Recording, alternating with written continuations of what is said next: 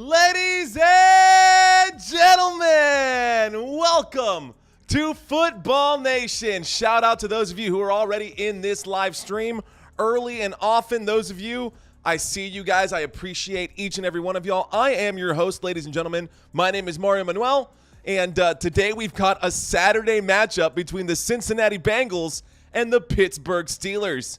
Happy holidays. I hope you guys like the new background that I've got going on right now. Happy holidays and Merry Christmas to each and every one of you guys who are watching this live stream. So, guys, Bengals, Steelers, this is the first of two games that are slated for today, for Saturday. The first of two games that are going to be held today. The second game will be between the Buffalo Bills and the LA Chargers, but I won't be covering that game. This week, I'm covering today's game between the Bengals and the Steelers, tomorrow's game between the Dallas Cowboys and the Miami Dolphins, and then Monday night's game between the San Francisco 49ers and the Baltimore Ravens. It is going to be a fun weekend, guys. So hang with me. I promise to give you guys some of the best moments of the week. We've got some really good games coming up this week, starting with this one. Both of these teams are in the mix right now trying to get a win. They both desperately need a win to up their chances to making the playoffs. Today, we kick off the holiday weekend with the Cincinnati Bengals, who are back on track and fighting for a playoff spot, visiting the Pittsburgh Steelers, who are 7-7. They're led by Coach Mike Tomlin, who's literally never had a losing record in any season since becoming the head coach of the Pittsburgh Steelers. A loss today could spell disaster for that record. This is an AFC North divisional game, which only adds just that much more intensity to this matchup coming up here. I can see it on the screen right now. The stadium is electric. Heinz Field in Pittsburgh right now. I just looked out the window. I realized that it was raining. Getting off track here. Anyways, I love divisional matchups, guys, especially when both of the teams have a real, true, legitimate chance of making the playoffs, and a loss today for either one of these teams will be disastrous in that team's effort to making the postseason. Now, the Steelers are trying. They're going to try their damn hardest today to stop their 3-game skid streak.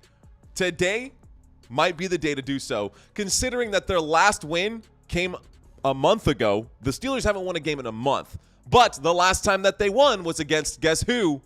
The Cincinnati Bengals. That's absolutely right. Now, despite being 7-7 on the season, right now the Steelers are 7-7 on the season, a lot of Steelers fans have already thrown in their terrible towels on the Steelers, mostly because of the recent performances, and some people are even asking whether or not Mike Tomlin is the right fit in Pittsburgh.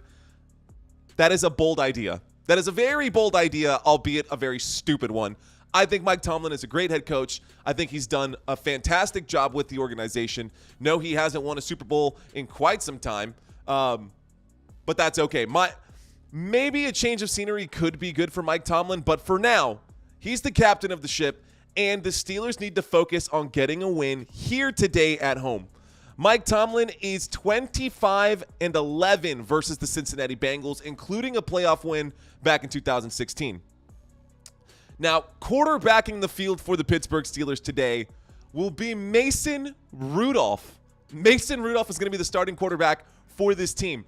While Kenny Pickett's been sidelined for both of the last two games, Mitchell Trubisky was the one who actually stepped in as the starter for both of the contests. But Mitchell Trubisky only completed 38 of 58 passes and only averaged 6.2 yards per attempt, and a two touchdowns to 3 interception ratio before being benched for Mason Rudolph late this past Sunday. Yeah, I know. I had to cancel that. So you're not live on Facebook, was just getting the intro video and then ended after 4:04. Yeah.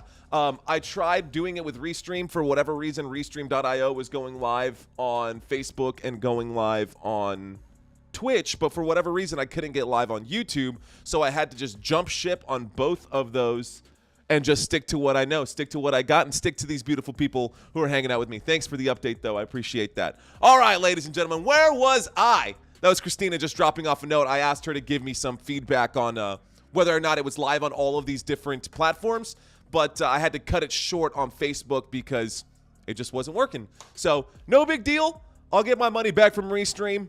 Big thumbs down to anybody who's using Restream for stuff like this. It is great if you're trying to do like not live content, but I feel like if you're doing live content like this, it makes it very difficult. I mean, if there's a delay or something like that, whatever. Anyways, all right, so we are live right now, ladies and gentlemen. My name is Manuel. I'm coming at you from San Antonio, Texas, the 210. You already know. We were just talking about the home team in today's game, the Pittsburgh Steelers, talking about how bad Mitchell Trubisky has been over the past 2 starts that he has.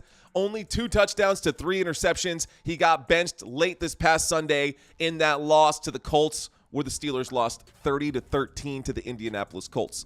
Now, it's not an ideal situation for the Pittsburgh Steelers, but they do believe in Mason Rudolph, and they think that Mason Rudolph has a much better chance of beating the Bengals defense. Steelers fans may or may not remember this, but Mason Rudolph has shown some glimpses of like big playability. 67-yard touchdown pass to Calvin Austin during the preseason opener this year. A 67-yard touchdown bomb to Calvin Austin. Right now, no team in the NFL has allowed more explosive plays than the Cincinnati Bengals. Explosive plays being defined as runs of 10 or more yards or passes of 20 or more yards. The Cincinnati Bengals defense is literally the second worst in the NFL in opponents' yards per pass attempt at 7 yards per pass attempt and yards per completion at 11.4. The second worst in the league. And no team has allowed opponents a longer average depth of pass, 9.6 yards downfield, which is all just a fancy way of me trying to say, go nuts, Mason Rudolph. Just go nuts. Air it out. The Bengals are terrible at stopping big plays.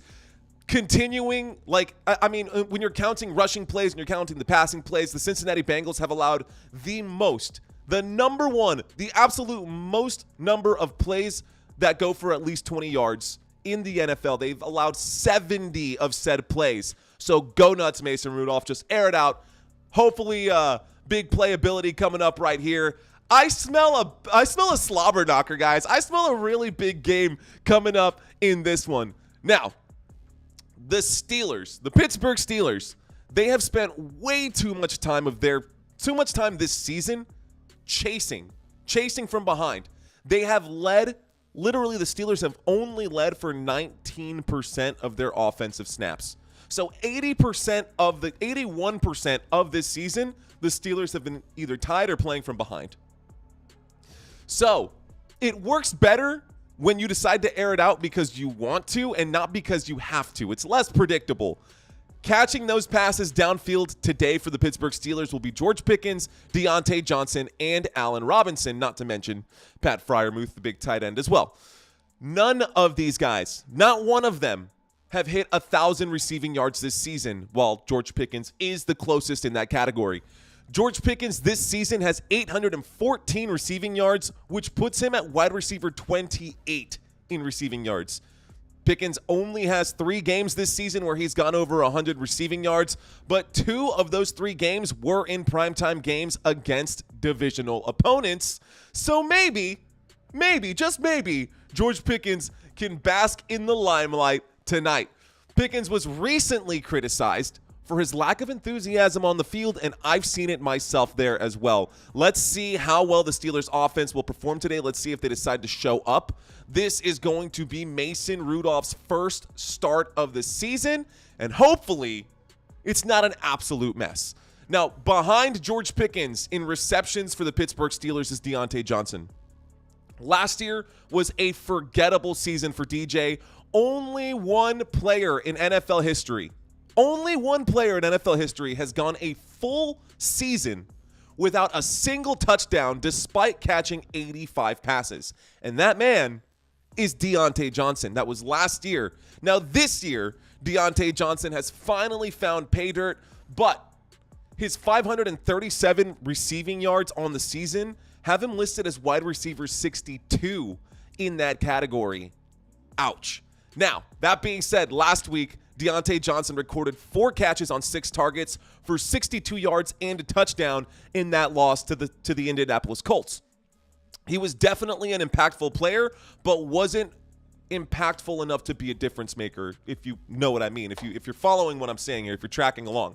Anyways, Deontay Johnson has finished with 62 or fewer yards in 5 straight games. However, last week he became the first player in Steelers history with 500 plus receiving yards in each of his first 5 seasons.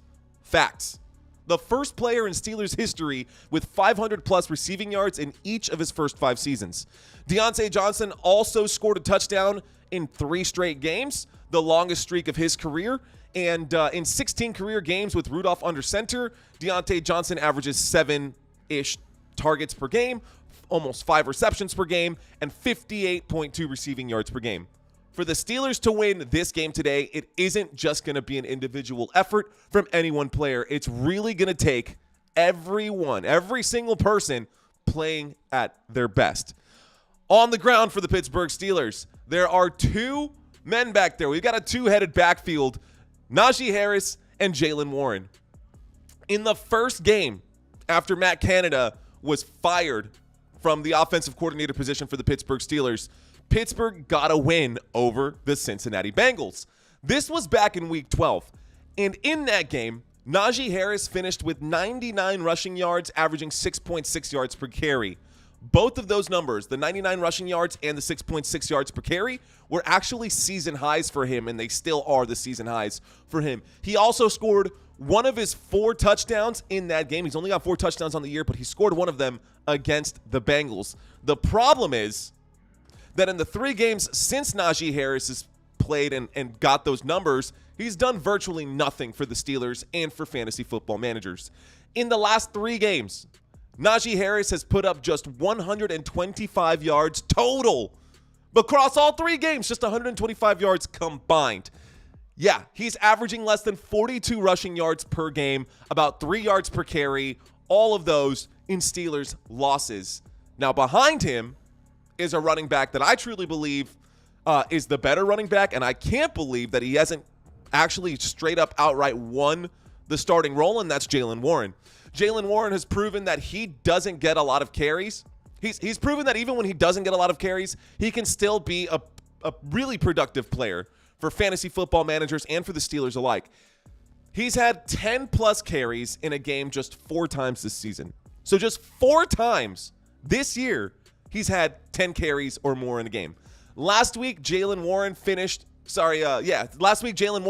with 40 receiving yards on 10 carries, but he also added 28 receiving yards on 5 receptions. So for PPR purposes, that's not a bad flex. It's not a great flex, definitely not your number 1, not your running back 1, but a very good flex option in Jaylen Warren. It was his 2nd straight game with at least 25 receiving yards, and despite being the backup for most of the season, Jaylen Warren is actually really close to that 1,000-yard mark from scrimmage. Right now, Jaylen Warren has 952 total yards of offense, total yards from scrimmage. He hasn't scored since Week 11. So let's see if he can get one today against this defense in the Cincinnati Bengals. With Mason Rudolph under center, I wouldn't be surprised if Mike Tomlin went a little extra heavy on the run approach, even though I still think that they should try to push the ball downfield a bit today, again, because of that big playability that I was saying with the Cincinnati Bengals. Now, defensively, the Pittsburgh Steelers are down 2 safeties coming into this one, so there's a chance that we'll get to see some deep shots today with Jake Browning. 2 safeties out. That's going to be a problem. Pittsburgh's defense uses a nickel package with 5 defensive backs on the field just 37% of the time. So they don't use that nickel. They don't use that nickel package quite often.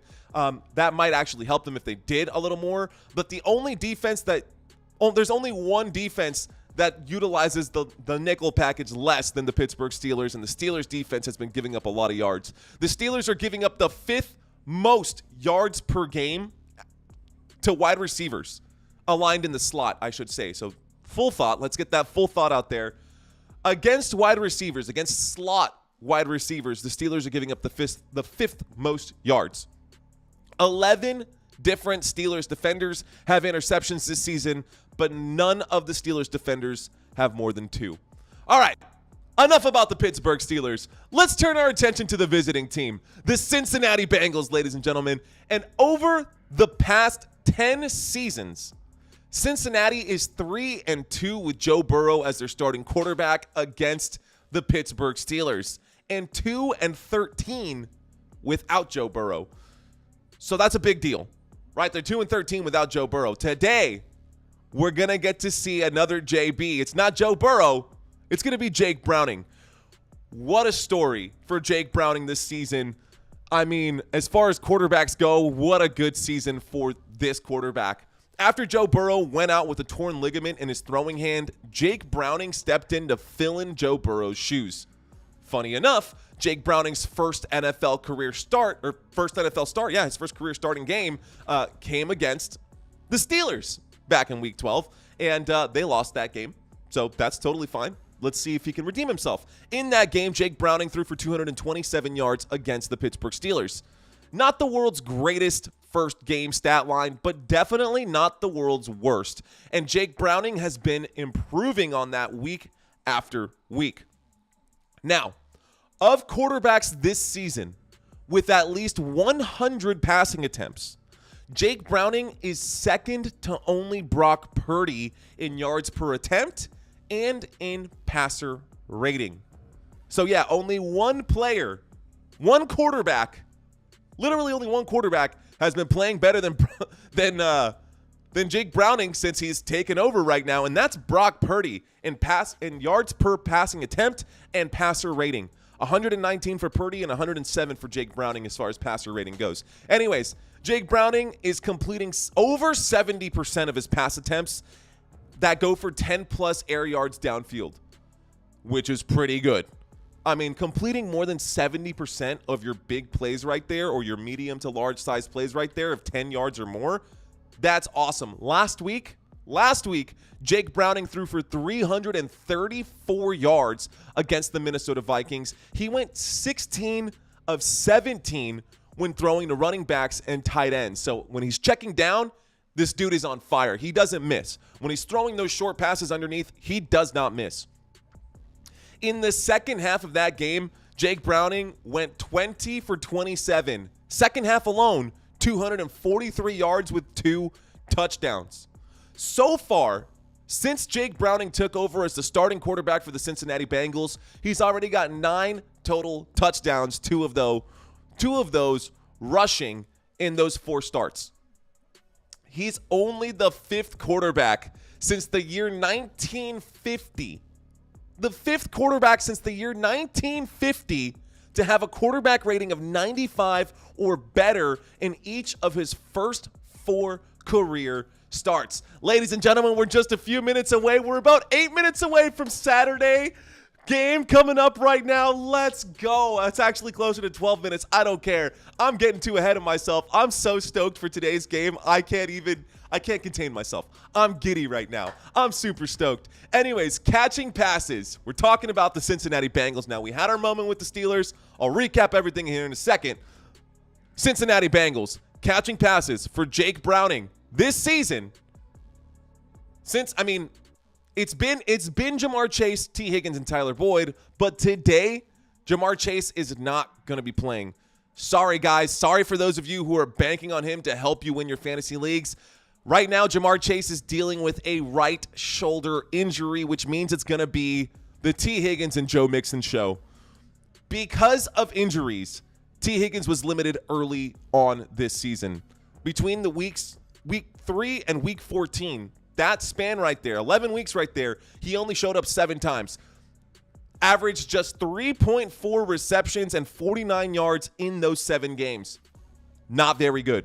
Doesn't even have to be said. T. Higgins wasn't even good this season, but he's been starting to heat up as of late. Higgins averaged 92.8 receiving yards and finished as a top 24 fantasy wide receiver during 4 games without Chase last year. No Chase right now. Let's see how T. Higgins performs in today's game. The Steelers are down multiple safeties, as I said earlier, and T. Higgins has seen his target rate jump from 17% against the zone up to 25% versus man coverage, a coverage that Pittsburgh uses at the league's 6th highest rate. That is what Pittsburgh likes to do. Pittsburgh loves to do man coverage. And in those moments, that's where T. Higgins typically tends to shine. Last week, T. Higgins played 87% of the snaps and caught 4 of his 8 targets for 61 yards and 2 touchdowns last week. So, T. Higgins coming off of a big game. He's got plenty of momentum. Let's see what he can do in today's game. Behind T. Higgins in the pecking order is going to be Tyler Boyd.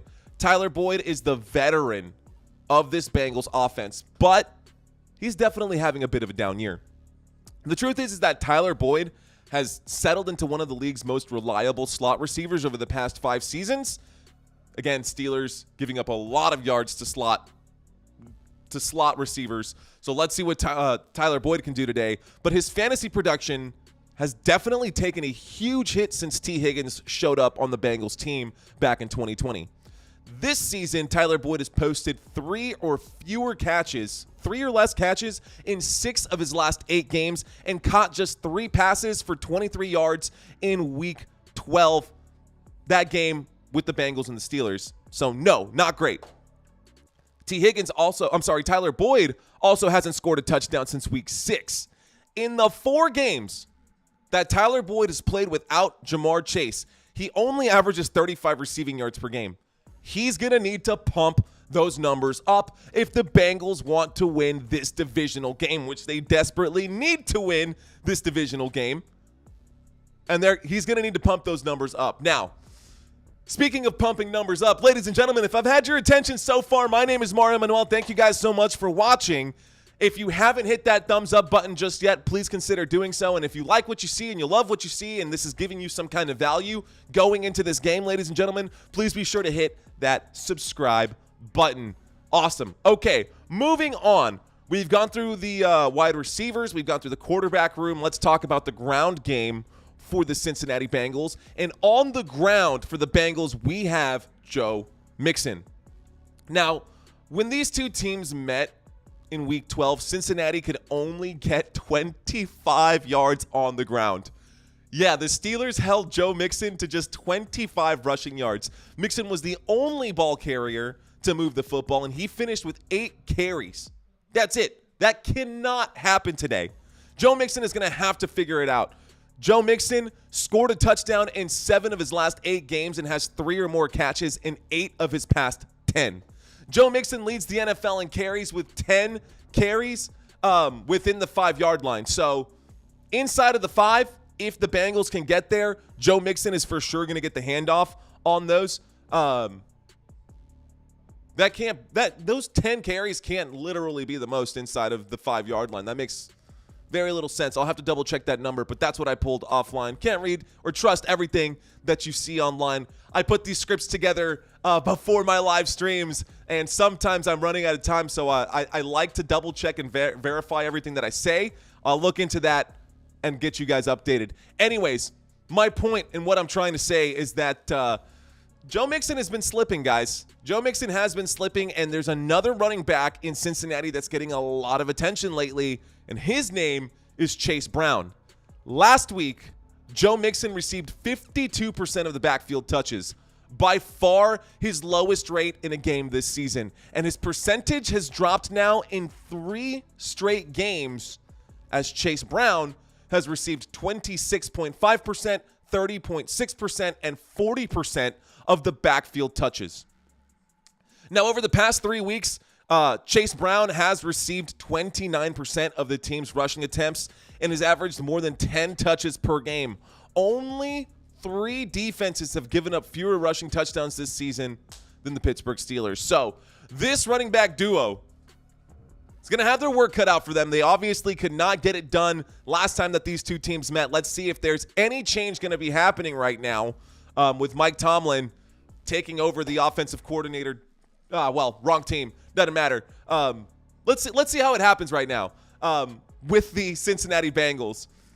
I'm talking different coaches for different teams. I'm all over the place. All right, y'all. Defensively, the Cincinnati Bengals might have the advantage coming into this one, but realistically speaking, both of these defenses have definitely underperformed, which is why both of these teams are in the middle of the road. It's hard to say, right? Are the Steelers, when you look at the player names, you've got more household names on the Pittsburgh Steelers side. But the only reason that I say that the Bengals have the advantage defensively into this one is because the Steelers are going to be without Kenny Pickett for the third straight week. This is Mason Rudolph's first start of the year. And in the past 2 weeks, the Steelers have only averaged 240 yards and 15 points per game with Mitchell Trubisky starting. Obviously, Mason Rudolph isn't an upgrade or much of an upgrade. Don't know if he's going to do any better. So that's why I'm saying that the Bengals are going to have a bit of an advantage here. Trey Hendrickson leads the Bengals with 15 sacks. Hendrickson has 6 games in a row with at least half a sack, and he has at least a sack in every road game this season. So every single road game that they've played, he's gotten at least one bag. They are tied for 17th in sacks per game this season. Cincinnati Bengals are, but they've actually been on a hot streak lately with 3 or more bags in their last 4 of 5 games. So in the last 4 of 5 games, they've gotten at least 3 bags. Let's see what the Bengals can do today. Cincinnati has 6 different defenders with multiple interceptions, but the Bengals have the second lowest passing defensive success rate in 2023 behind literally only the Arizona Cardinals. So that's it, ladies and gentlemen. That's all I got for the pregame right now. Kickoff is scheduled for 3:30 p.m. Central Standard Time as we gear up for an exciting Saturday matchup between the Bengals and the Steelers. I just want to remind you guys that I am your host, Manuel, wishing all of you guys happy holidays and Merry Christmas. This is an AFC divisional clash, and it promises to be an intense one with both teams looking for a very crucial win in order to make the playoffs today. The Steelers coming into this game 7-7, led by Mike Tomlin. They're determined to break their 3-game losing streak. Mason Rudolph will be the starting quarterback, and he's going to try to exploit the Bengals' vulnerability to explosive plays. George Pickens, Deontay Johnson, Allen Robinson, Pat Freiermuth, all of these guys are looking to capitalize on the Bengals' defensive weaknesses. And on the other side, the Bengals side, Jake Browning steps in for the injured Joe Burrow, and he's been having a promising start to his NFL career. But without Jamar Chase, the spotlight will fall on T. Higgins, Tyler Boyd, and Joe Mixon.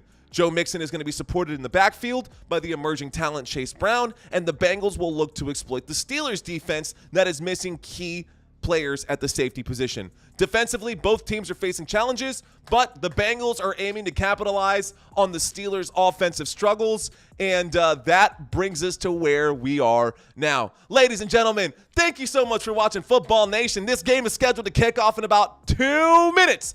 I know that there's a lot of competition out there when it comes to live stream commentary, so I just want to say thank you to you guys for hanging out with me during this live stream. Whatever your reasons are for checking out this channel, I truly hope that you guys are getting real value from these performances, and it would mean the world to me if you guys would help show your support by hitting that like button, hitting that subscribe button. It is absolutely free, and if you rely on YouTube and radio broadcasts like this to bring you your football content, then please consider subscribing to this channel.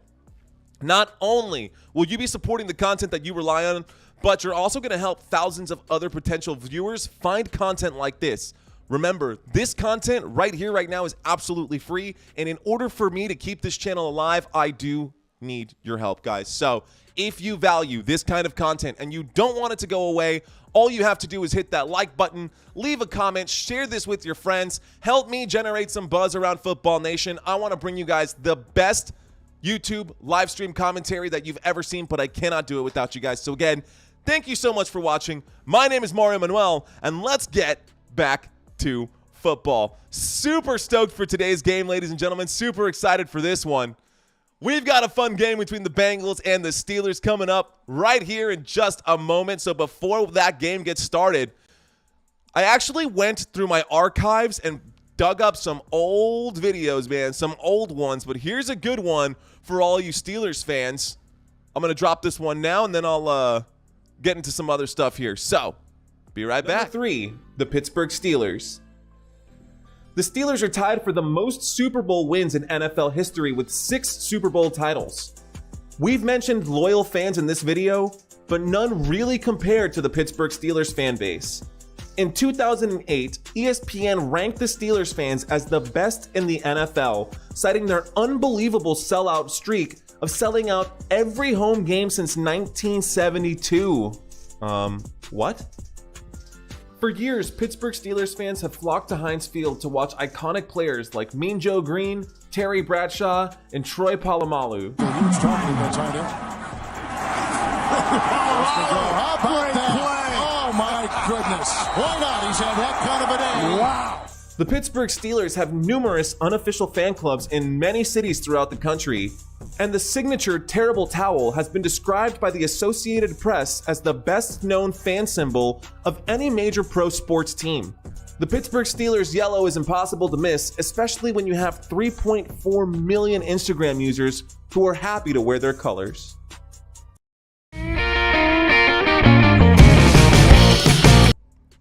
All right. So, shout out to you, Pittsburgh Steelers fans. Let's see who is in the chat right now. What is going on, Ghost? What is going on, Ricky? Good to see you guys. Super excited for today's game. Michael Myers checking in, currently working at the bar and grill, and we have you on the big screen, bro, right next to the game on the other TV. Keep up the great work. Thank you so much, my friend. All right, ladies and gentlemen, so 3 minutes have elapsed. Looks like all the team captains are on the middle of the field right now, getting ready to get this one started.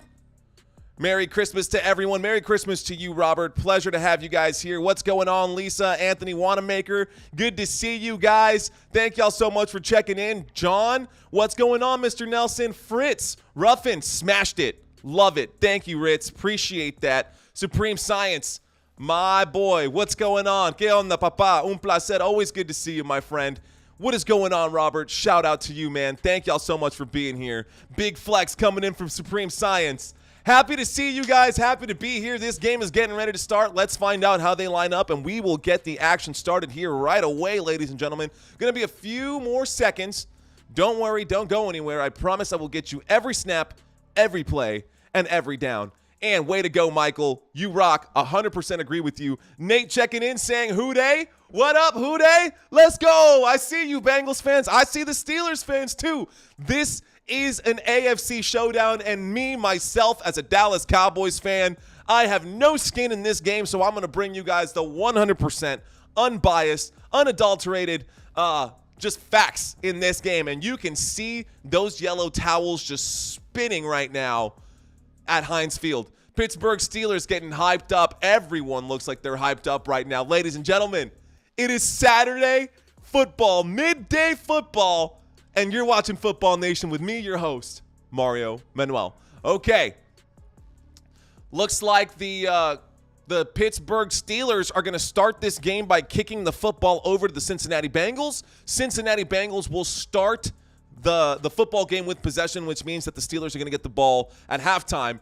Players are lined up right now. Chase Brown, the backup running back, is lined up to bring this one back. Boswell getting ready to kick this football away. Lining himself up, getting ready to kick this football. So Steelers going to start on defense. Bengals, game on, ladies and gentlemen. There's the first kick. The opening kick of the game will go to the back of the end zone, which means that the Cincinnati Bengals are going to start this drive from the 25-yard line. And here comes Jake Browning and company right now. Jamar Chaseless, Cincinnati Bengals coming out onto the field right now. Make sure I get myself nice and warmed up here. Merry freaking Christmas. Twilding, what's going on, my friend? Okay, someone stole your clothes. Interesting. Here we go. 3rd down and 10. David Armstrong, what's going on? Sorry, 1st down and 10. Opening play of the game. Shotgun formation. We got motion in the backfield. Jake Browning takes the snap on the opening play, hands that football off to Joe Mixon, and that is going to bring up a 2nd down and no gain. No gain on the play. So 2nd down now coming up for the Cincinnati Bengals. No gain on that one. Handoff to Joe Mixon. Brings up a 2nd down and 10 coming up right here. 2nd down and 10. Here we go. So Jake Browning, so far this season, has done pretty well, man. Let's see what he can do on this next play on a 2nd down and 10. 14 minutes and 30 seconds left to go in the first quarter here. Motion in the backfield. There's the snap. Jake Browning winds up, throws underneath. Catch made by Joe Mixon. Joe Mixon picks up 9 yards right there, and that'll bring up a third down. A third down and 1 coming up for the Cincinnati Bengals. Third down and 1 coming up now for the Cincinnati Bengals. That moves the football up to the 34-yard line. That play finishes in bounds, which brings up the clock is going to go ahead and continue to wind. So third down coming up. Clock is winding. Cincinnati Bengals have the football. This is still the opening drive of the game. 6.7 yards per play on screen passes this season. That is the second highest in the NFL. Here we go. Shotgun formation. This time Chase Brown is the running back lined up back there. Jake Browning waiting for the snap. 2 wide receivers left, 2 right. Pocket holds. He looks left. He throws left. Catch is made just past the 40, and that'll go down as a first down. Andre, the rookie, that guy, he's just picked up the first down. First down picked up by the Cincinnati Bengals. My apologies, ladies and gentlemen. That is Andre Iosivas out of Princeton, 6'3", drafted this year, the rookie, 4th-round pick, 131 pick overall. So, actually, 6th-round pick. My apologies. Still a rookie, 6th-round pick. 1st and 10, 41-yard line. Shotgun formation. Jake Browning in trouble. Throws the football. Back shoulder. Is a catch made? It goes backwards. Joe Mixon will lose 2 yards on that reception. It still goes down as a completed catch. So that's a catch for Joe Mixon. That will bring up a second down. Joe Mixon going backwards, man. I've got actually a little slam piece that I had to dig up. Man, Joe Mixon is a mean dude. He is. He's a mean dude, man. A lot of controversy around Joe Mixon, but I'll get into that in a second. At the moment, we've got a 2nd down and 12 from the 39-yard line. Cincinnati Bengals have the football. 12.5 minutes left to go. Play clock down to 4. Jake Browning takes the snap, looks right, throws right, almost picked off right there. Incomplete pass intended for Tanner Hudson. Finds its way to the ground safely. The pass was broken up by Wallace. That was a play on the right-hand side. Great job for him to come in. That really was almost picked off by Wallace. Easily could have been picked off. Could not hang on to that football. That brings up a 3rd down. So on 2nd down and 12, the incomplete pass brings up a 3rd down and 12. Let's see what they do here. Jake Browning with the football, 3rd down and 12. Waiting for the snap for the 39-yard line. There's the snap. Jake Browning backs up, throws underneath. Catch is made. Picks up some pretty good yardage, but not enough for the first. That'll be a gain of about, looks like a gain of about 8, which means they're going to be 4 yards short. They're going to end up punting this football back. Going to be giving this football over to the Pittsburgh Steelers. 4th down now coming up for the Cincinnati Bengals. 12 minutes left to go in this first quarter. And the opening drive of this game for the Cincinnati Bengals ends up empty-handed. No score, only 1 first down picked up by the Bengals. And here's the punt. Here comes the punt. There's the snap. There's the kick. This one is high up in the air. That will be signaled a fair catch. Catch will be made at about the 12-yard line. Looks like the catch will be made at about the 12-yard line. And they go to a quick commercial break. Ladies and gentlemen, thank y'all so much for hanging out with me. That was the opening drive of the game. Ends up with no points. Cincinnati Bengals started this drive on the 25-yard line. Got barely just up to about the 45. Had to get rid of the football. Give this one back to the Pittsburgh Steelers. Pittsburgh Steelers about to have their opening drive of the game. Wow. What a game so far, ladies and gentlemen. Quick, short action right here. How do you guys feel about my backdrop? I hope you guys like the background. Other thing that I had meant to bring, the Pittsburgh Steelers. Sorry. This right here is what I had meant to bring up. Let's make sure I get this all cleaned up for you guys because that looks a little messy. I want to get you guys the right stuff here, so I'll refresh this page. And, of course, we've got the scrolling text at the bottom. Be sure to read that. I've got that always going by right now. Pull up the live scoreboard, the live board right there. And this should be almost the right fit. Let's get this fixed for you guys. Bear with me, guys. Again, some technical difficulties. We'll get this adjusted here for you.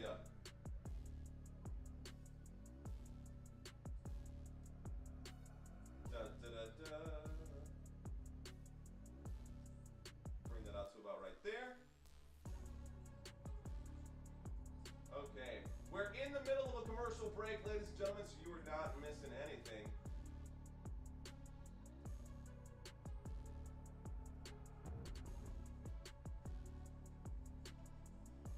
That looks better, doesn't it? Yeah, that looks better. Much better. Okay.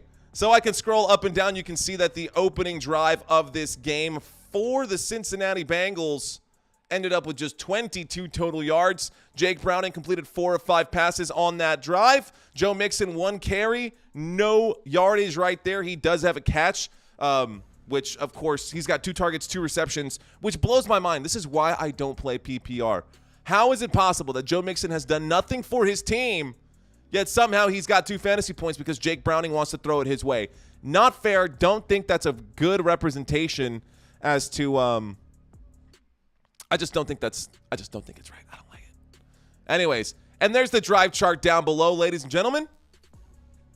Waiting for the action right here, but it looks like the drive chart might be a little bit ahead of my screen, so hopefully that doesn't give you guys all the spoilers. We've got a 1st down and 10, a pistol formation. Waiting for the snap is Mason Rudolph. Motion in the backfield right now. There's the snap and a toss out to the right-hand side.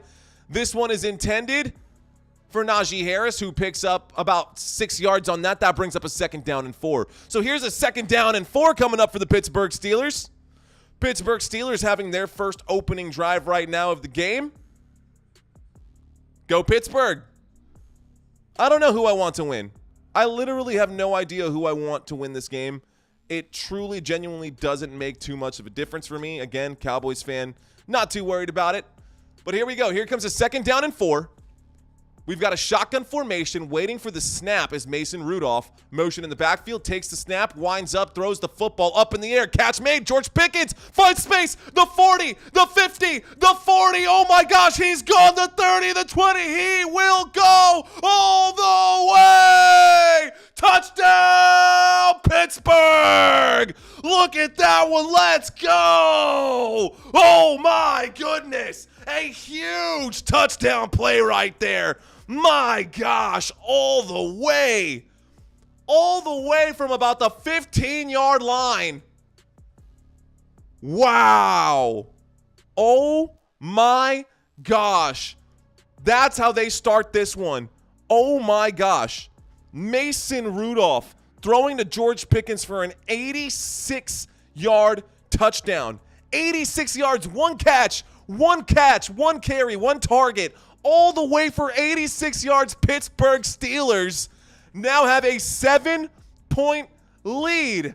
And you watched it here on Football Nation. Oh my goodness, that is real life that just happened. George Pickens, 86 yards on that one, which, you know what? 1 catch, 15 fantasy points. That's how big that play was. Just to throw on the left-hand side, and like I said, just go nuts because the Bengals have been giving up the most big plays in the league. Giving up the most big plays in the league, and you just saw it happen right there. Look at that. Look at the drive chart down below. 1 play. Incredible. Wow. Let's pull up the chat and see what you guys got to say about that situation. Oh, my goodness. Whether you're a Steelers fan or not, you can't overlook an 86-yard touchdown. The Bengals give up big plays. That is real life, and they've given up quite a bit. Jay Harris, Christina, Twilding, Ghost, Supreme, thank you guys for keeping up the conversation in the chat. David Armstrong, thanks for checking in. We ride or die being the black and gold. Merry Christmas to all. Black and gold has something to celebrate right now. Black and gold has something to celebrate right now, and they're about to kick this football back to the Cincinnati Bengals. Coming up right here, there is the kick. This one goes up. It will find its way to the back of the end zone, and this drive will start from the 25-yard line. So here we go. The Cincinnati Bengals going to get a chance to get another drive in right now. 10 minutes and 45 seconds left to go in the first quarter of this game. Already, Pittsburgh Steelers with a huge play. Oh, my gosh. My goodness, what a play right there. 86-yard touchdown bomb, Jake Browning on the field now. Jake Browning on the field now after Mason Rudolph just popped off. Shotgun formation from the 25-yard line. There's the snap, a handoff to Joe Mixon. He fights his way once again back up to the line of scrimmage. Gains maybe a yard on that play. That should bring up a 2nd down and 9. This should bring up a 2nd down and 9. 10 minutes and 30 seconds left to go in this first quarter.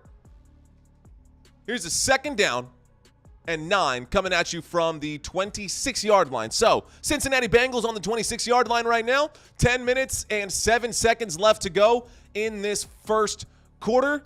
Shotgun formation, Jake Browning waiting for the snap. You look at T. Higgins on the left-hand side, and Joe Mixon running out to the flat. So, there's the snap. Jake Browning winds up, throws, catch made underneath.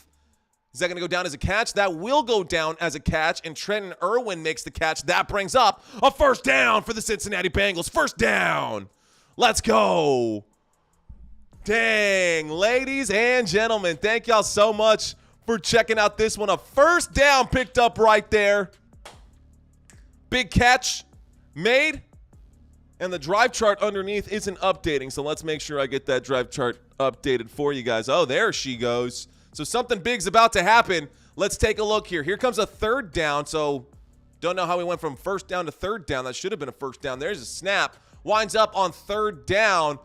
Backs up. Jake Browning throws the football. There's a big 1st down. T. Higgins with a huge catch. T. Higgins gets the football past midfield and goes down at the 45-yard line. This time it is a 1st down. 1st down picked up by the Cincinnati Bengals. T. Higgins picks that one up. So Trenton Irwin, let's see what that play was, because that looked like a big gain to me, and it looked like it was enough to move the sticks. Apparently I was off. So it looked like, well, I guess it doesn't matter.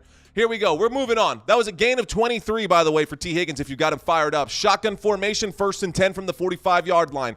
2 receivers right, 1 on the left. There's a snap and a handoff to Chase Brown. Chase Brown goes up the middle, gains about 3, maybe 4 yards. That'll bring up a 2nd down and 6. 2nd down and 6. The football is on the Pittsburgh Steelers' 41-yard line. Cincinnati Bengals have the football, and they are driving. So far, this drive right now for the Cincinnati Bengals, 4 plays, good for 34 yards. A little over 2 minutes taken off the clock. Inside of 8.5 minutes left to go in the first quarter. You're watching Football Nation. My name is Manuel. Thank you guys so much for watching. Please hit that like and subscribe button.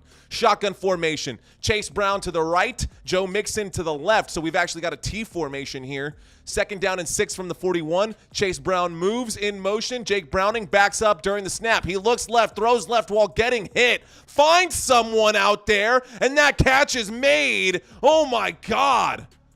Another big catch on the left-hand side brings up a 1st down. That'll be a 1st down for sure. Was that a 1st down for sure? Or was Jake Browning just so backed up right there that was only a 4-yard gain? A tough catch. And apparently, I don't know how to – I can't math today. I'm all over the place. Not a 1st down. That's going to be Iosivas. Iosivas, once again, the rookie, getting a catch right there. Yeah, that was definitely a 1st down. So here we go. We got a 1st down. There's the snap. We're at the 29-yard line. Jake Browning winds up, throws to the right-hand side. Catch made. That football gets inside of the 25, down at about the 23-yard line. Football is now on the 23-yard line. Football is now on the 23-yard line. And we've got a 2nd down coming up right here. So 2nd down coming up from the 23. 2nd down and 4 coming up for the Cincinnati Bengals. Cincinnati Bengals, 6 plays, 52 yards, 3 minutes and 59 seconds. So let's just say 4 minutes milked off on this drive. From the 23-yard line, shotgun formation. We're waiting for the snap right now. There it is. Jake Browning throws left. Catch is made. Tyler Boyd has the football, picks up the 1st down. And we've got a 1st and 10. A medium gain right there for Tyler Boyd. 6 yards on the left-hand side. 1st down. Cincinnati Bengals. Tyler Boyd with the catch on the left-hand side. That brings up what you see at the bottom here, a 1st and 10, which just changed up to the 17-yard line, which puts the Bengals inside of the red zone. Cincinnati Bengals inside of the red zone now, ladies and gentlemen.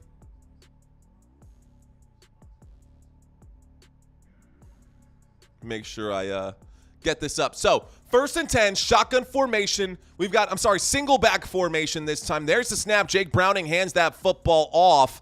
And this time it goes to the single back, Joe Mixon, who's having a terrible game so far. Another carry for Joe Mixon, 3 rushing attempts, only 2 total yards on the ground for Joe Mixon. Put Chase Brown back there. Chase Brown is running with more conviction. Chase Brown, 1 rushing attempt, 4 yards, averaging 4 yards per carry, versus Joe Mixon, who's averaging less than 1 yard per carry. Here comes a 2nd down and 8 coming up for the Cincinnati Bengals. 2nd down and 8, ladies and gentlemen. 2nd down and 8, shotgun formation. We got motion on the field right now, waiting for the snap. 5:20 left to go. Showing blitz, but only rushing 4 in the end. Jake Browning in a soft pocket throws the football. No catch made on 2nd down and 8. Will bring up a 3rd down. 3rd down and 8 coming up. Football is still on. Was that a catch and a drop? Or did that? What are they going to say right here? Because I see a 3rd down and 8 from the 17.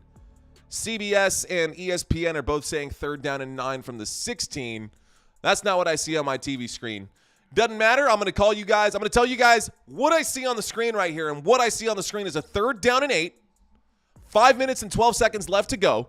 It definitely is from the 16-yard line. Don't know how they gained an extra yard out of nowhere. There's the snap. Jake Browning in the pocket, in trouble, has to scramble, goes to his right on 3rd down and 8, winds up, throws to the end zone, throws an interception, and they go down, and that is picked off by the Pittsburgh Steelers. Pittsburgh Steelers with an interception right there. Patrick Peterson taking over, and that will be a turnover. Jake Browning throwing the ball away. Instead, he throws it into the hands of the Pittsburgh Steelers, and now we go into a quick commercial break.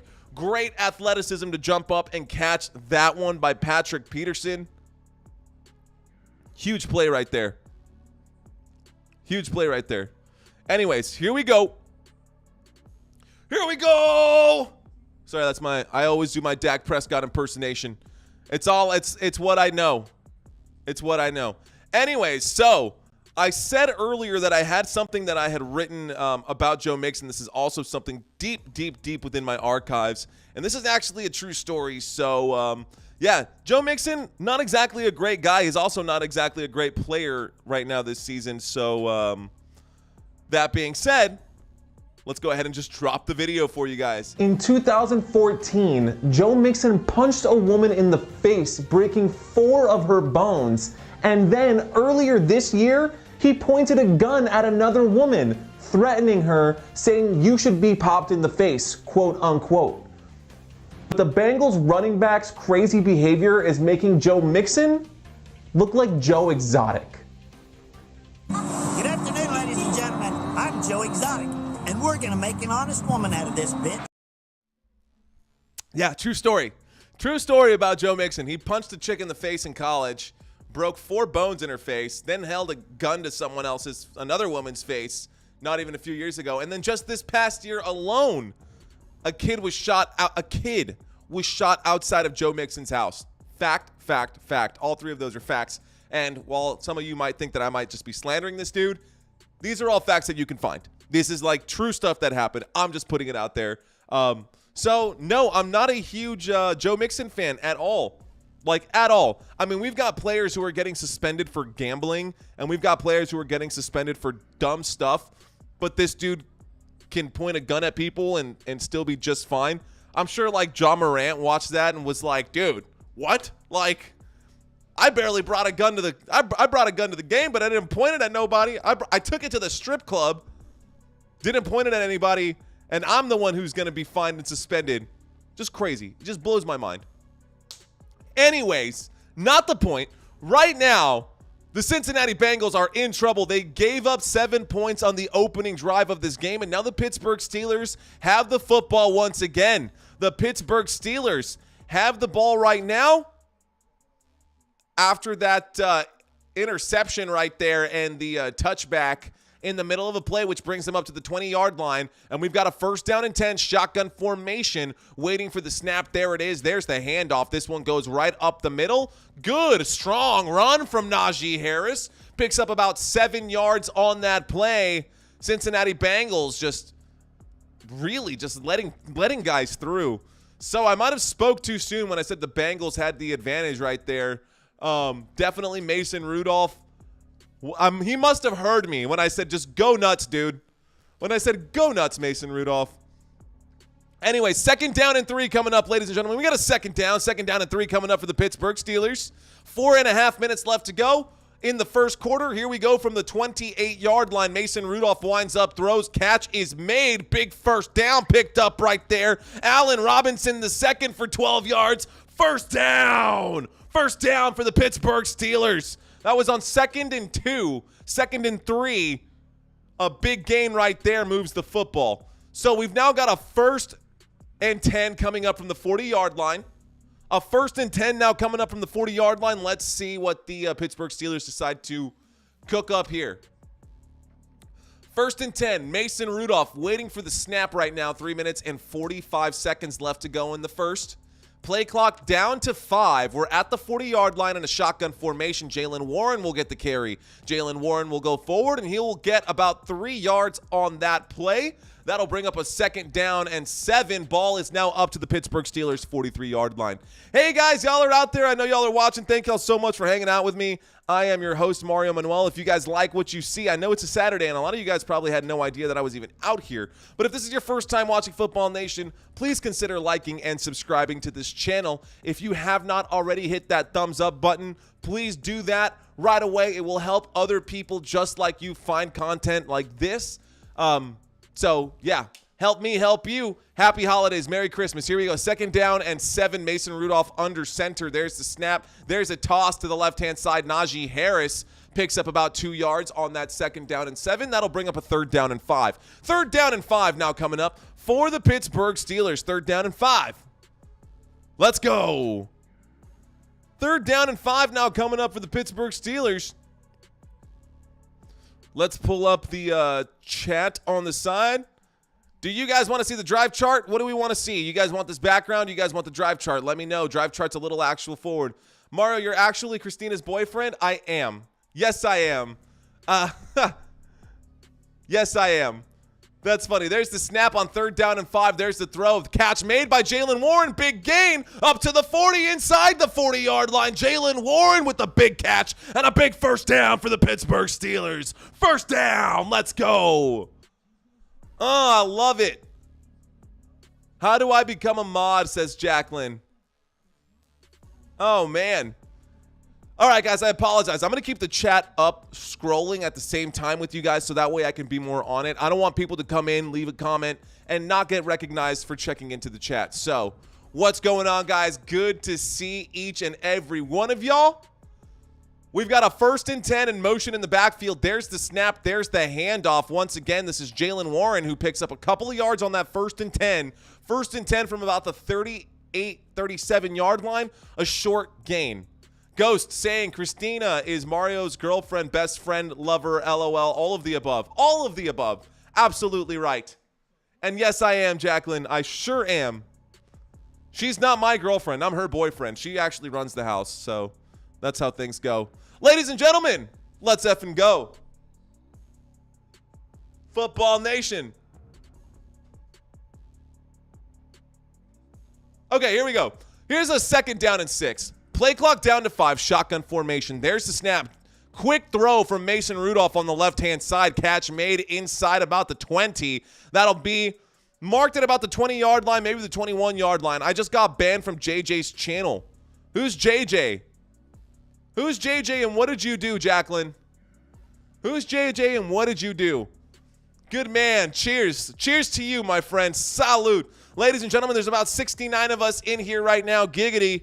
And if you guys are hanging out and watching this live stream, please be sure to hit that thumbs up for me. 30 seconds left to go in this first quarter, y'all. 30 seconds left to go. We're sitting at 21 likes. I know we can get more than that. I know we can do better than that. Let's go. Here we go from the 19-yard line. Inside the red zone, Pittsburgh Steelers have the football, and it looks like a timeout will be taken right here. Mike Tomlin going to call a timeout. That is the first timeout of this half. First timeout of the game going to the Pittsburgh Steelers. Jacqueline, play-by-play with Jason Joseph, JJ, and I kept spamming. What were you spamming? Dang, that sucks that you got banned. Did you get banned or did you get put in timeout or did you just have all your comments hidden from the channel? Because I've had to put some people in timeout before Sorry, I know Ricky actually, dude, I always appreciate when you're in here and you're hanging out, but you got so far under my skin during that last Cowboys game, and it's not fair to you, right? Freedom of speech, sure, and you weren't actually spamming, but we do also block spammers, black spammers. I don't know how to explain it, she says. Anyways, I had to mute Ricky for getting under my skin for like 5 minutes because I was losing my mind. He knows how to push your buttons. Anyways, here we go. Merry Christmas. Here we go. From the 19-yard line, a 1st down and 10. There's the snap. There's a handoff going to the left-hand side. And there we go. Inside the 10. Goes down just shy of the 5-yard line. Najee Harris with the big gain right there. Let's go. Colby, I've found myself coming back here week after week without even realizing. Awesome content, man. Keep up the good work. Colby, thank you so much, dude. Appreciate that so much. And Jay Harris. Jay Harris just laughing. Hey, man, as a Cowboys fan, it is sometimes the hate just comes. The hate is always there.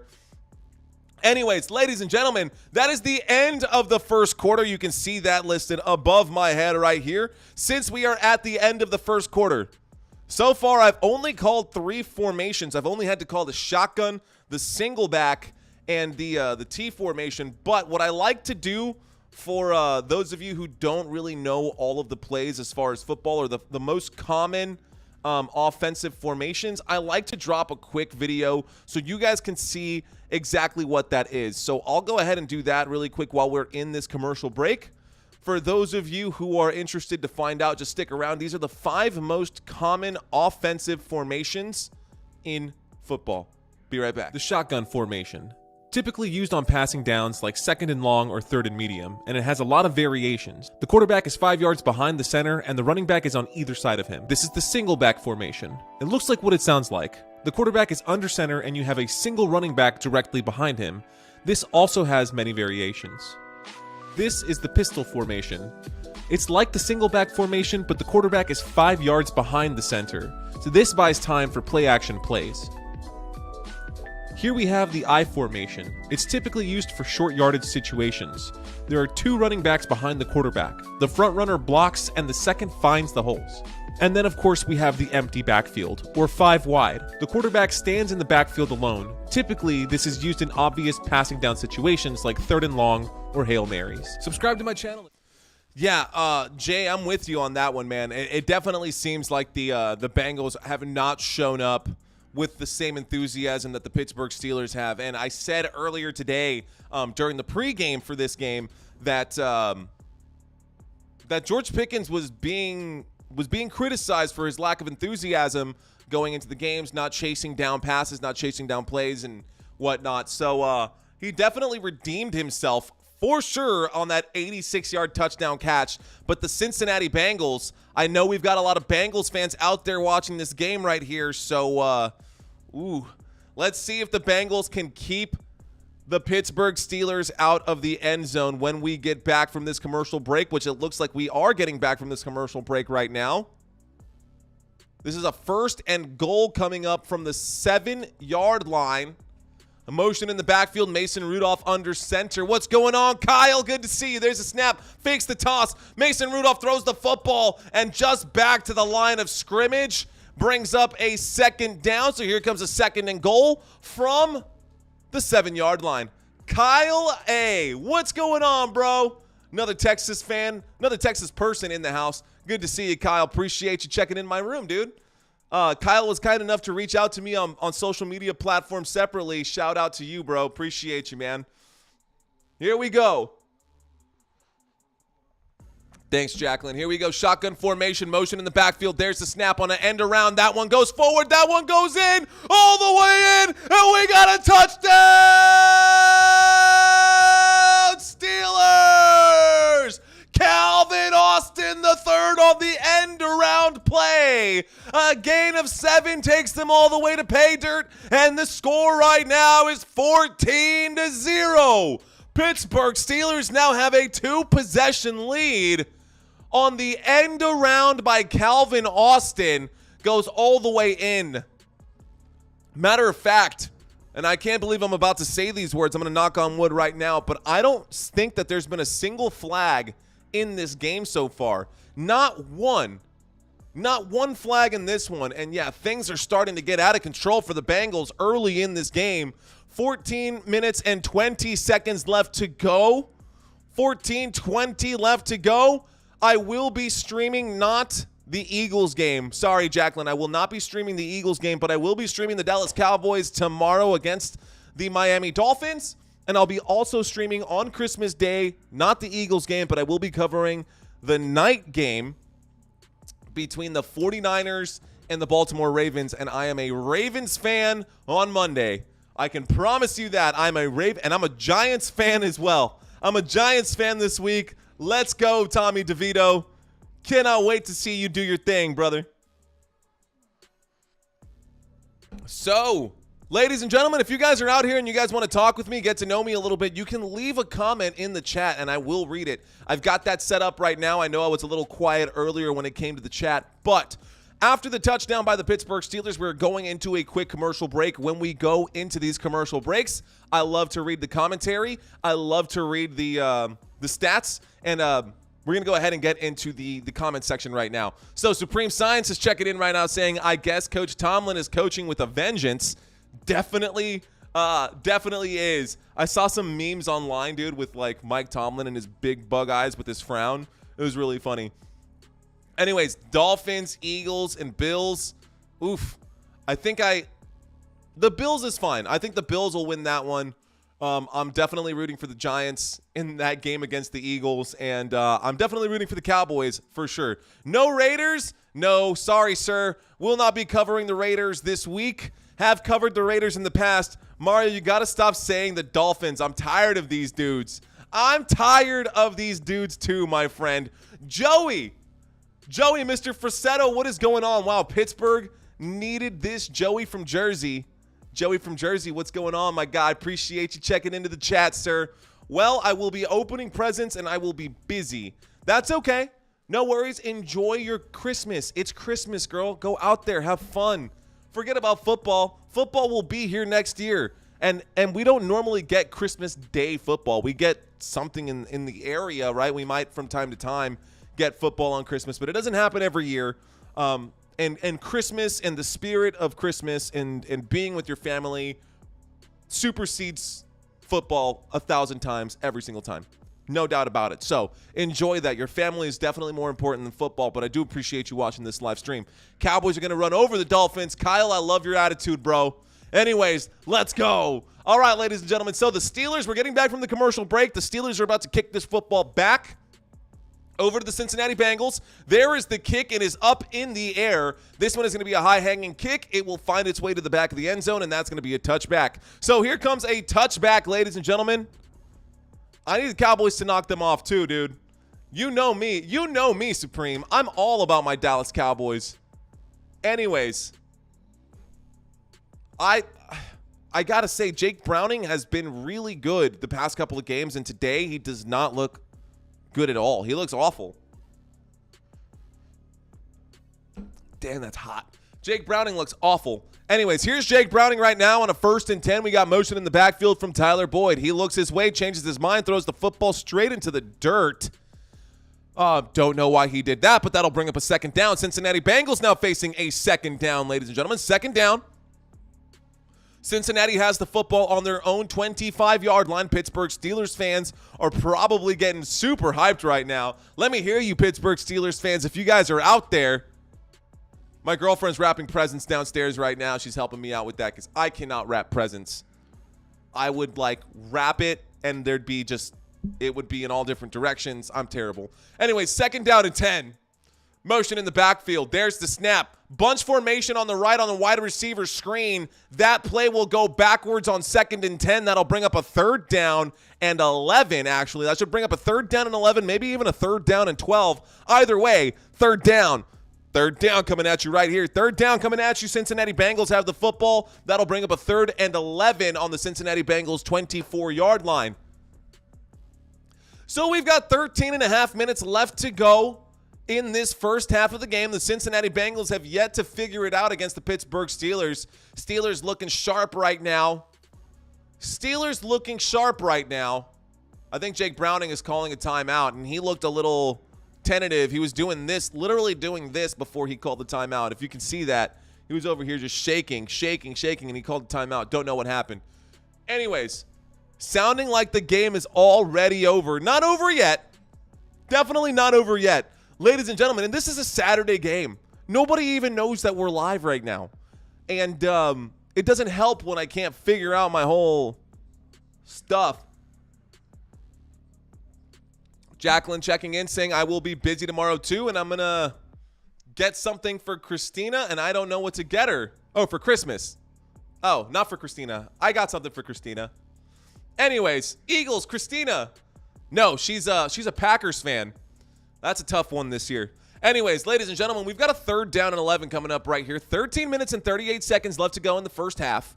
Shotgun formation. Jake Browning behind the sticks right now by 1, waiting for the snap. He takes the snap. He backs up. Pocket holds. Pocket crumbles. He steps through. Flags coming in. Jake Browning will go down. Football pops out. He goes down. There are beanbags, which means a fumble. I think TJ Watt might have stripped that one. And if the flag goes in right now, wow, Jake Browning got blown up. Let's find out. They're going to say 4th down. They're going to say he was down by contact. Let's find out what the officials actually turn up. Holding. Offense. That play is declined. So I saw a beanbag, which typically means a fumble. Let's see. Jake Browning in trouble. He fumbles the ball. He goes down. Who recovers? It looked like he fumbled the football, guys. And I think that if he did, they're saying that it's a... Did he say 4th down? It should be a 1st down. They're going to punt. Doesn't matter. So here's the punt. Holding was declined. The sack is going to stand. The fumble will not. It was a fumble. It's going to take a bounce. It's going to be stopped at about the 48-yard line. Watt getting in there, doing a big game right there. A big play right there. Are they live right now? Medics! No, definitely not alive right now. They're definitely struggling. The Bengals don't know we are live right now. Bengals don't know that we're live right now. Oh, man. A gift card to our favorite clothing store and a bath and body 3-wick candle. That also depends, Jacqueline, right? Because if you're in your teens or if you're, in your 20s or in your 30s, then you probably have a bigger budget to get something for your family. But it doesn't really come down to, like, what you get for anyone. It doesn't really come down to how much you spend for someone if you make it special, right? And I've been learning that as of late with my girlfriend, who's been very, very supportive of me and me coming upstairs to do my live stream commentaries for 18 weeks every Sunday, Monday, and Thursday, and now on Saturdays as well. Don't know why you put up with me, babe, but I appreciate you. Ladies and gentlemen, right now we are in the middle of a commercial break. The Cincinnati Bengals could not pick up a 1st down. They punted this football over to the Pittsburgh Steelers. The Pittsburgh Steelers, when we get back from this commercial break, are going to start this drive from the 48-yard line, their own 48-yard line, but they're just shy of midfield right now, so they're in pretty good field position. Ladies and gentlemen, we're sitting at 2,833 subscribers. If you guys have been with me and watching this one right now, if you're not subscribed, or if you found yourself just like others, if you found yourself coming back to this live stream, help me, guys. Help me out. I'm helping you. It would mean so much, not just to me, but I'm sure to other people as well. I'm trying, fighting tooth and nail to try to get to 5,000 subscribers, but I cannot do it without you guys and your support. Subscribing is absolutely free, guys. Just hit the subscribe button. And if you like content like this and you want to catch these other games, you can do so on this channel. I do this Sundays, Mondays, and Thursdays, guys. Sundays, Mondays, and Thursdays. Apparently, we're doing this on Saturdays now, too. So, here we go. Subscribe, hit that like button, and share Supreme Science. You already know. Wade, what's going on all the way from Playa del Carmen? Rooting for the Dallas Cowboys tomorrow. Good to see you, Wade. Always appreciate you being here, my friend. Thank you so much for checking in.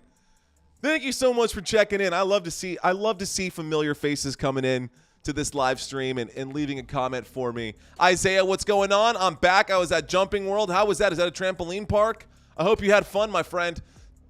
Here we go. 1st and 10 coming up, ladies and gentlemen. 1st and 10 from the 48 shotgun formation. Mason Rudolph hands that football off to Najee Harris. Najee Harris picks up some good yardage right there. Not enough for a first. A gain of 9 brings up a 2nd down and 1. 2nd down and 1 coming up for the Pittsburgh Steelers. 2nd down.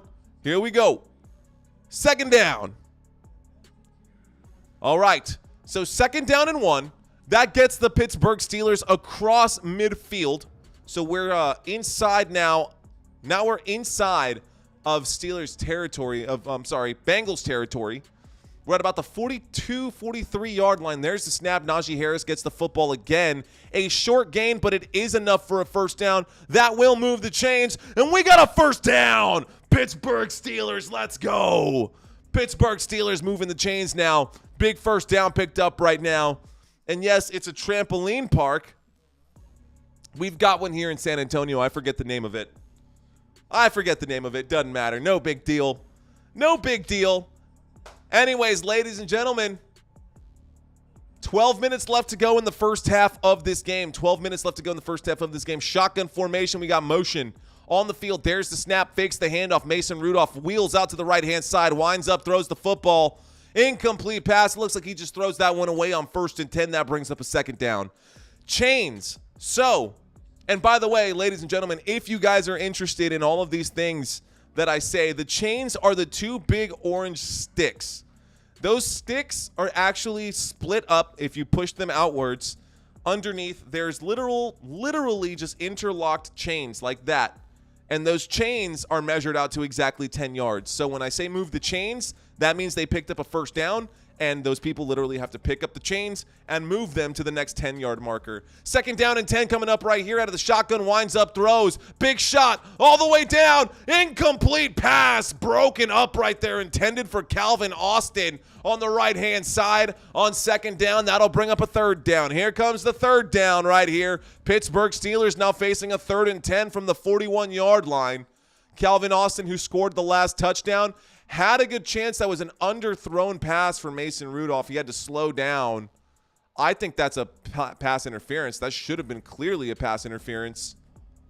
He didn't even turn around to play the football. How is that not a pass interference? Mike Tomlin is pissed off about that one. I would be too. Clearly a pass interference, not called. Play clock down to 4. Here comes a 3rd and 10. Play clock down to 1. There's the snap on double zeros. Mason Rudolph in trouble, throws the football. Makes the catch. That will go backwards big time. And that's going to be a loss of 10 on 3rd down. That'll bring up a 4th and 20. 4th and 20 backs them up to the 49-yard line. Speaking of familiar faces, what happened to Howard Chen? Haven't seen him in here since October, I think. That's a good question. I should reach out to him, send him a message, see how he's doing. I don't know. But I haven't had a chance to set up I'm still working on it, an email list to keep people engaged. So working on that, working on my website right now, ladies and gentlemen. When that comes out, Jacqueline, I promise that my website will answer every single football question that you have. It's basically the Football Academy. It'll be footballnationusa.com. Keep an eye out for that. If you search it right now, it'll take you to a Wix page saying that the page isn't ready just yet. It's not ready just yet. It will be ready shortly. I was hoping to get to 2850 today, guys. If y'all are out here and y'all can help me get to 2850 as far as subscribers, 2,850 subscribers, guys, that would be super awesome, super freaking cool. But I understand. Hey, guys, if y'all are hanging out with me, we got 70 of y'all in here. Y'all may not want to subscribe. I totally understand. But if y'all can help pump up the likes on this video, that would help so very much, help other people find this content too. Here's a 1st and 10 for the Cincinnati Bengals with inside of 11 minutes left to go. There's the throw to the rookie once again. Yasivas picking up that one. Isaiah. Whoa. I hope you're not dropping an actual address, and that's not your home address. You should definitely take that away. I'm actually going to do that for you there, Isaiah. Want to keep people's privacy.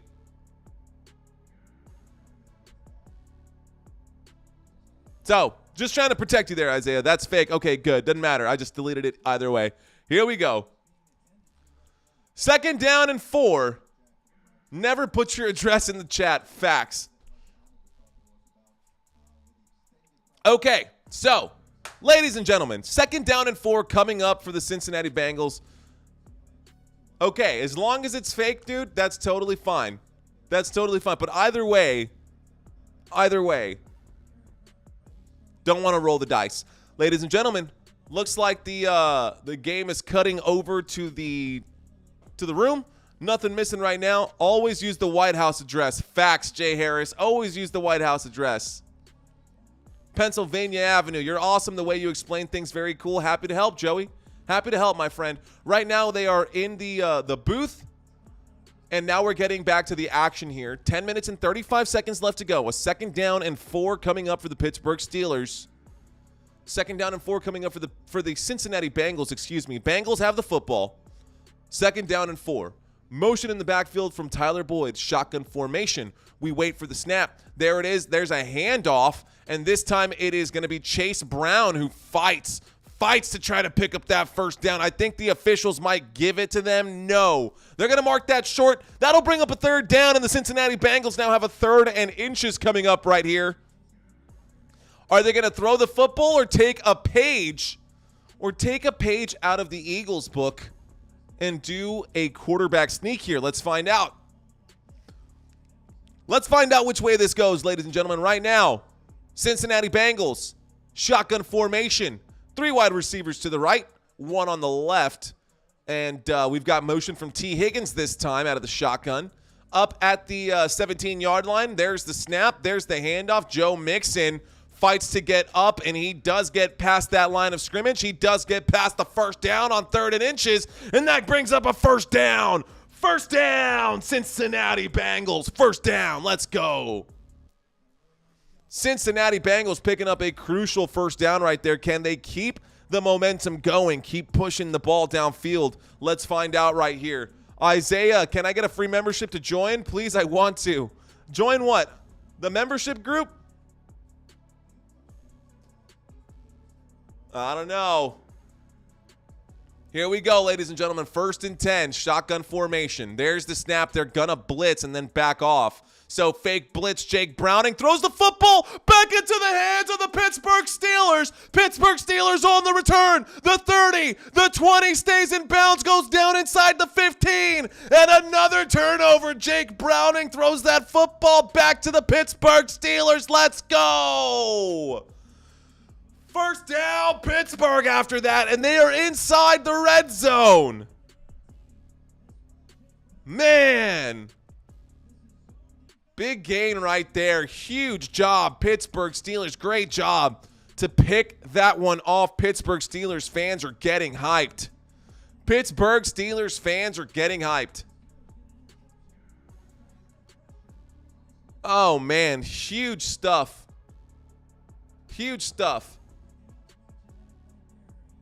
And he's upset. He's super upset. And so now after that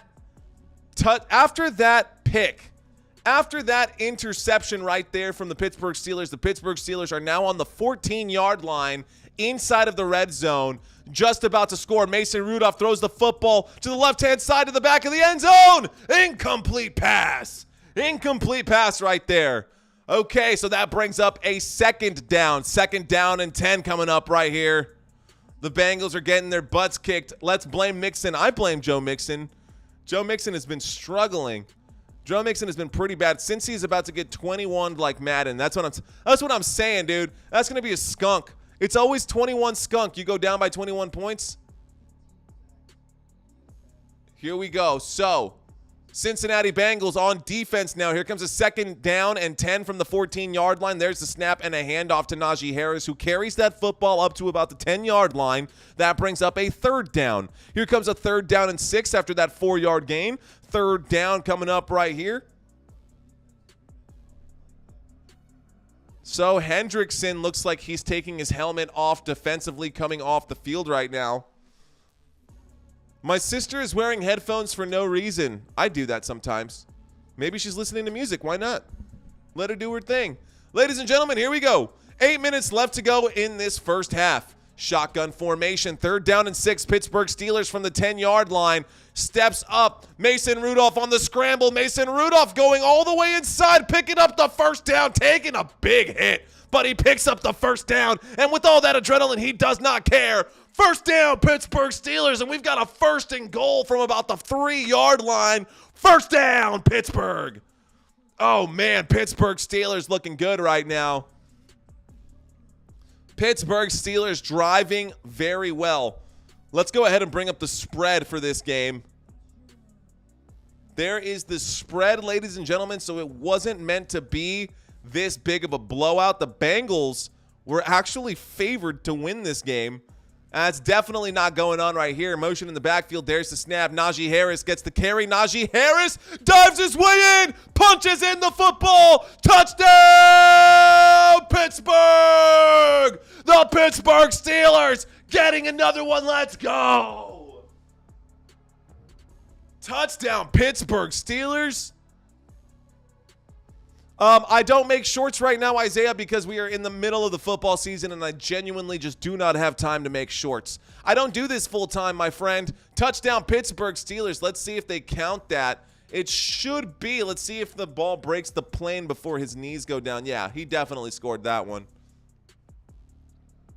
Anyway, Diablo Money.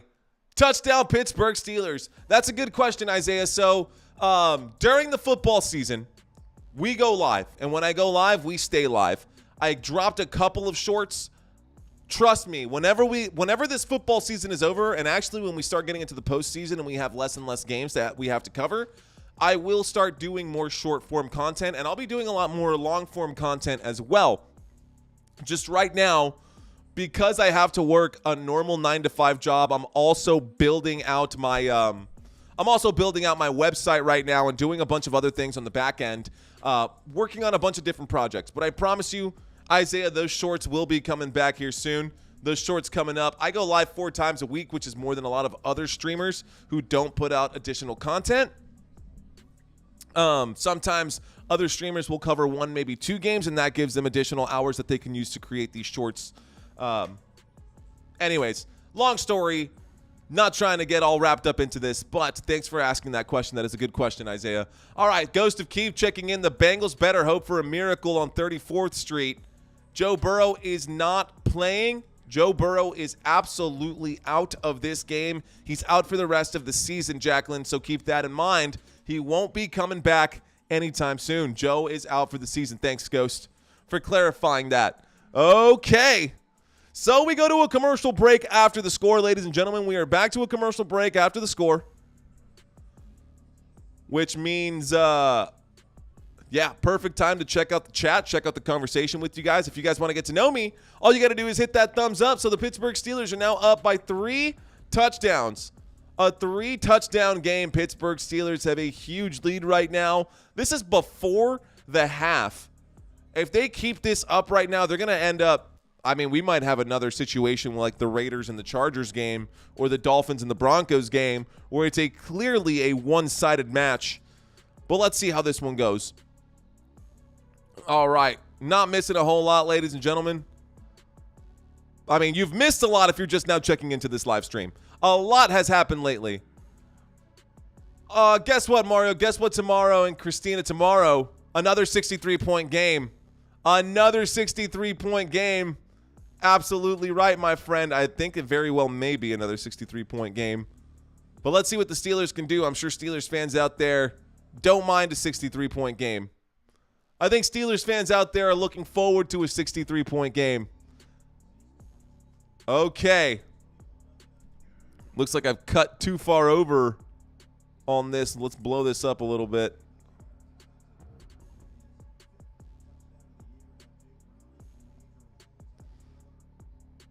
Okay, here we go. Najee Harris, another touchdown. Doesn't have very many this year, but he's got one now. So this is your total drives. You can see everything over here on the right-hand side, ladies and gentlemen.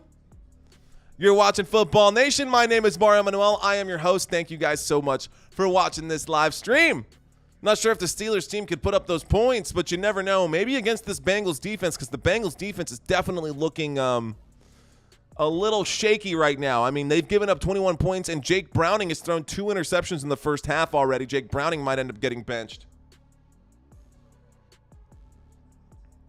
So, First and 10 from the 25-yard line after the touchback. We're back to the action, ladies and gentlemen. 7 minutes left to go in this first half. There's the snap. This one goes to Chase Brown, who picks up about 3 yards, maybe 4. That'll bring up a second down. Second down and 6 coming up for the Cincinnati Bengals. Second down. Cincinnati Bengals have the football right now. Second down.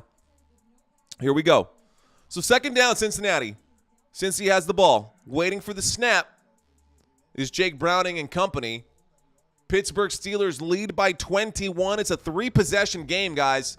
3-possession game. Second down and 7. Shotgun formation. Waiting for the snap.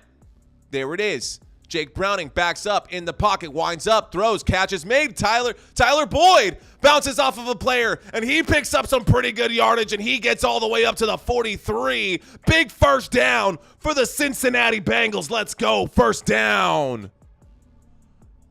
Wow, Tyler Boyd bouncing off of players. Great job. Tyler Boyd, big bounce right there, gets all the way across midfield. Here we go. So, first and 10 coming up right now. Gain of 30 on that play, a 30-yard gain. That was a 30-yard gain for Tyler Boyd. We're at the 42-yard line, shotgun formation. There's the snap. Jake Browning looks left, changes his mind, looks right, looks left again, throws the football, catch is made. Tyler Boyd, 28-yard line. First down. First down picked up by the Cincinnati Bengals. Let's go. They need to get at least one back. If they go into halftime trailing by 3 possessions, it's basically over for the Cincinnati Bengals. If they can get at least one back, that changes things. And we're approaching the 2-minute warning here in just a few. So, 5 minutes and 20 seconds left to go. Clock is ticking. We got a first down and 10. We got a first down and 10 right here from the 28 shotgun formation. There's the snap. Jake Browning winds up, throws the football, catch is made. Big tackle by Watt. Gains about 15, though. Drew Sample picks up another first down yet again. Another first down for the Cincinnati Bengals. Let's go. First down. And now the Bengals are cooking. Where has this been all game? 4 minutes and 45 seconds left to go in this first half. 4:45. Clock is ticking. Mario only covers games that are blowouts. No, that's not true. There we go. I covered that really good. There we go. First and 10 from inside the 15. Catch made once again inside of the 5. Goes down at about the 4. Just shy of the 4. Big catch right there. Big catch right there. Just shy of the 4. That's Trenton Irwin with the catch right there.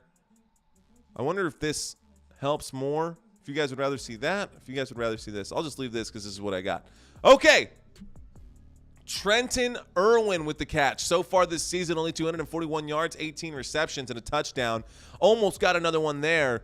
That brings up a third down. Sorry, second down. We got a second down and 1. Second down in inches, really, from about the 4. Waiting for the snap. There's the snap. There's the throw. Catch made on the left, and Trenton Irwin cannot get back to the line. Going to be a loss of 1, and this will bring up a third down and 1 from the 5-yard line. So here comes a third down. Trenton Irwin, third down coming up right here. Let's go, Bengals. Inside of the 5-yard line. Let's see what the Pittsburgh Steelers can do. Damn, time flies towards the end of the season. The postseason is going to feel like 5-minute quarters.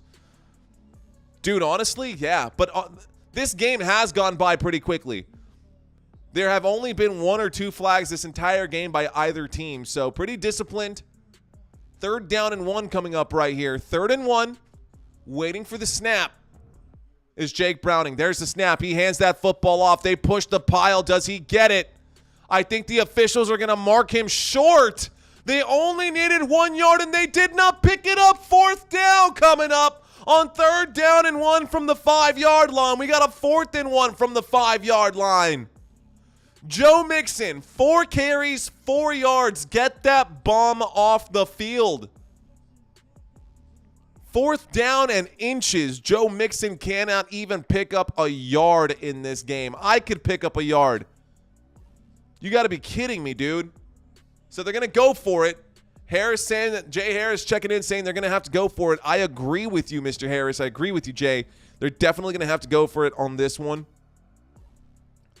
2-minute warning. They're going to call a timeout. Pittsburgh is also going to get the football to start the second half, guys, so that's going to be an issue. So 4th down and inches.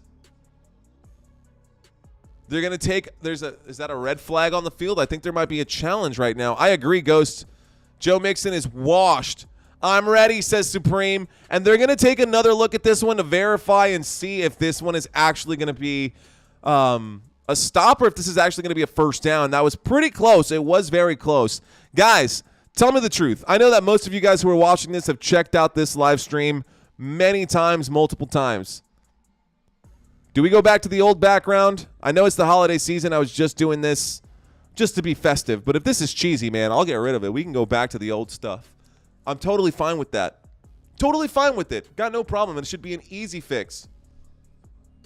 Hope that it's not doing too much. I'm sure people are coming in and checking this channel and thinking, that looks pretty lame. Because backgrounds make a huge difference. Ghost says looks good to me. It's fine. Looks good to me. Okay. Good to know. Because if I really had to, right? Again, if I really had to, I got no problem just shutting her down. Be just flat black. We can go flat black if you guys like. Gabriel, thanks for checking in. Happy holidays. I kind of like the flat black too. So, anyways, that's it right there. We all know what the old one looks like as well. Thanks, guys, for checking in. Smiley saying not lame. Hey, guys, there you are. There you guys are. Just be you, says Wade. I do my best, sir. I do my best. I like the stats personally, but you have a lot of people that aren't numbers chasers like myself. That is true. That is absolutely true, and that's why I like to bounce between both of those scenes. Sometimes I'll bring up the numbers. Sometimes I'll bring up the stats. Sometimes I won't.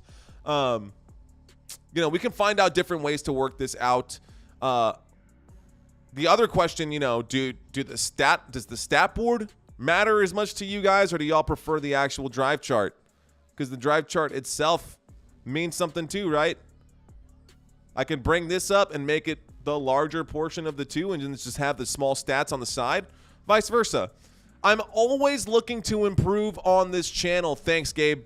Appreciate that, man. Always looking to improve on this channel. I like the Phillies, she says. I like the Phillies. Okay, check this out, ladies and gentlemen. You guys are going to be a part of this. Everybody say hello. Here we go. We got a 4th down and inches coming up right now. 4th down and inches coming up right now.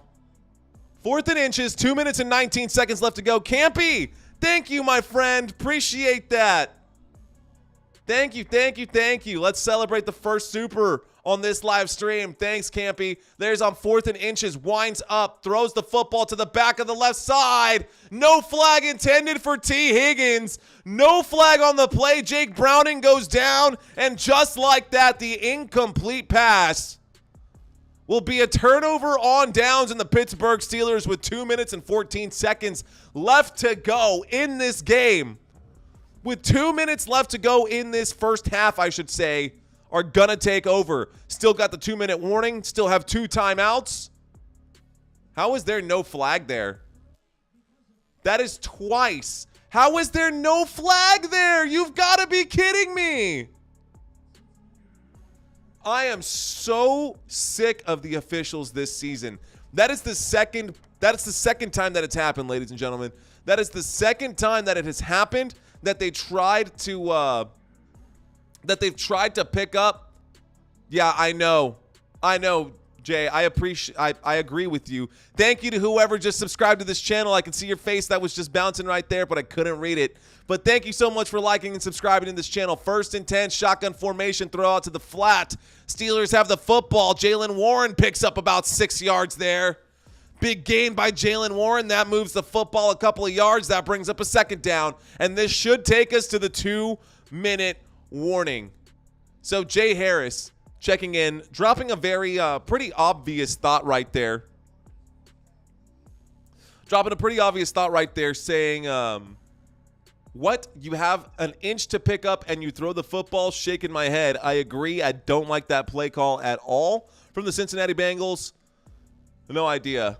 Anyways, take care, Jacqueline. Thanks for checking in. Appreciate you. Right when Ricky joins, LOL. Campy, thanks, man. I do appreciate your super chat and you leaving that sticker for me, man. $2 goes a long way. You'd be surprised. The refs at the Colts versus Browns game should be fired, to be honest. The refs this season suck. That is an understatement. The understatement of the year, Campy. They have been the worst that I've personally ever seen them. Literally the worst that I've ever seen them. And it's because they're not being held responsible for the bad calls that they make. They're not being fined. Only once this season has someone actually gotten suspended as far as the officials go, and it was during that obvious offsides that happened with the Kansas City Chiefs. That's the official that got suspended because of what happened at the end of that game, not even necessarily that one particular play. But, yeah, I think there needs to be more holding the referees responsible. Ladies and gentlemen, right now we are in a quick commercial break, and since we're in a quick commercial break, let's go ahead and bring this up for you guys. So these are scrolling underneath, ladies and gentlemen. You've got the stats for, not the stats, but the standings for all of the teams across the AFC North and the South. Scrolling by right now, as you can see, Cincinnati Bengals in third place in the AFC North. Pittsburgh Steelers in last place right now, trying to get a W. Ricky, dude, that's totally fine, man. I get it. Everyone is scrambling right now for the holiday seasons. And again, and I cannot iterate this enough, family comes first. I'm doing this for those of you who love football and just want a chance to get to catch the games. I'm doing this for you. I do this Thursdays, Sundays, and Mondays. Do it on Saturdays during the holiday season right now. Still, I understand if you guys are doing other stuff and you guys got to check back in, just stop by whenever you can. No big deal. No worries. Shout out to you, Ricky. Appreciate you checking in, man. All right. Campy checking in saying LV hires the refs. Las Vegas hires the ref. Yeah, basically. NFL should use AI like what Prime does with numbers to verify calls too. I wish that they could verify the calls on pass interferences. That is one of the biggest ones. Yo, you know what, Ricky? That is actually one of the best times to have me in your headphones. Just pop me in your headphones, man, and then you could be at your party talking to everybody and you can catch every single play. Here we go. 2-minute warning. So 2 minutes left in this one. 2nd down and 10. There's a snap and a handoff to the running back. This time it's a gain of about 1. That's going to be good for a first down. A first down carry for Jaylen Warren. And a first down picked up by the Pittsburgh Steelers. First down. Let's go.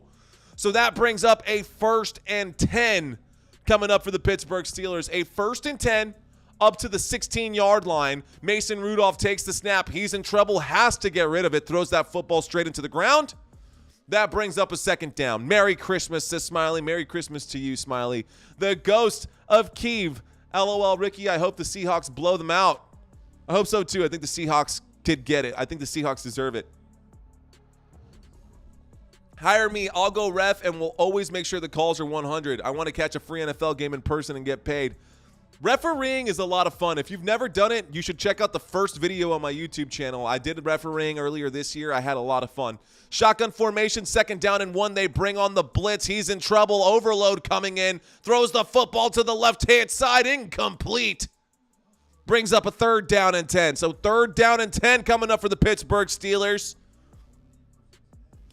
3rd down and 10 coming up for the Pittsburgh Steelers. Yes, Campy looks like he's very well articulated, and that's exactly what we need, is more people who can actually type their thoughts, because we get a lot of comments that look a little mixed up. I think people have half-baked thoughts when they decide to check into the chat. Anyways, here we go. Once again from the 16-yard line, a 3rd down and 10. So 3rd down and 10 yards to go. There's the snap out of the shotgun. Mason Rudolph winds up, throws the football. Left-hand side. Catch is made. Who made that catch? I think that doesn't matter. First down picked up. It looks like Deontay Johnson was the catcher, the receiver there. First down picked up by Deontay Johnson. First down picked up by the Pittsburgh Steelers. So Pittsburgh Steelers pick up a first down on the throw out to the left-hand side. Let's go. We have the technology to address the refereeing issue from off the field in real time. I know. You're right. So here we go. There's the snap out of the shotgun once again. Another throw on 1st and 10. No flag. Could have been a flag on that one. Incomplete right there. Actually, here is the flag. Holding, though, on the offense, number 65, 10-yard penalty, repeat, first down. So that'll bring up a first down. And is that a loss of down? I think it was a 1st and 10. That should be a 1st and 20. But he went like this. The referee said first down. Like, I don't know. He did like the rock. I don't know if he said first or second down. Either way, he was pretty ambiguous with the way he held up his hands. Colts fan. Can't be checking in. Colts fan in the house. Good to know. 1st and 20. Here we go. 1st and 20. Backed up to the 16 here. There's the snap. Mason Rudolph in the pocket. Has time. Throws the football. Hits the ground. That pass on 1st and 20 was intended for Jaylen Warren. That got hit to the ground. That ends up bringing up a 2nd and 20. John Nelson saying, Ricky, you told me the Bengals are better. I thought the Bengals were better too. I mean, the Bengals came into this one as 3-point favorites. But I guess we're getting to see the real Jake Browning.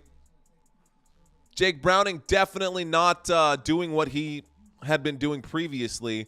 Minshew Mania, man. I have Michael Pittman Jr. I'm in first place right now in my league. There's the throw on 2nd and 20. Catch is made underneath. Goes down at about the 20-yard line. That'll go down as a gain of 5. 3rd and 15 coming up for the Pittsburgh Steelers, who are on the 21-yard line. Pittsburgh Steelers on the 21. That brings up a 3rd down and 15, ladies and gentlemen. 3rd down. 3rd down. 15 coming up. Pittsburgh Steelers, 1 minute and 9 seconds left to go in the first half of this game. That is the final timeout taken of the half by the Cincinnati Bengals. They want one more chance to at least get 3 points back. Joe Burrow is on the sideline with his earmuffs and or headphones. Don't really, big ones right there. Championship for my league, first time ever. Need Hill and Walker to play this week. Let's see, Pittman Jr. cleared concussion protocol. That's good to hear because I need him to check in. I also had Chris Olave on my bench this past week. And to top everything off, I'm playing against Christina. I'm playing against my girlfriend this week. Jaylen Warren, she's got Jaylen Warren. Jaylen Warren lined up at the wide receiver spot, the slot receiver spot. Mason Rudolph takes the snap with 6 seconds left to go on the play clock, and he steps up. Deep shot all the way down right there. Does he keep his feet in bounds? Is that a catch? They're going to say that's a huge catch. Let's go. Big throw on the left-hand side, and a big first down right there. Oh, my gosh. George Pickens keeps his feet in bounds. Let's see if that actually holds. I don't know. I think his right foot might have been on the sideline. I agree, Jay. That's a catch. His feet are in bounds. George Pickens picks up a huge first down there. I think that's going to go down as a huge first down. There's going to be an official review right now. It's being called as a catch. That should be like a 40-yard catch. But the play is under review, ladies and gentlemen. George Pickens just made a huge catch. If that one lands, you can see how far that football traveled. So that's all the way up to the 45-yard line. And I'll show you guys that on the drive chart underneath. That play that's being shown underneath right now, ladies and gentlemen, that play is actually under review. So we don't know if this one is going to stand right now. Right now, it's still a 3rd and 15. Ball on the 36-yard line. But if anything, it went from the 36 to the 36.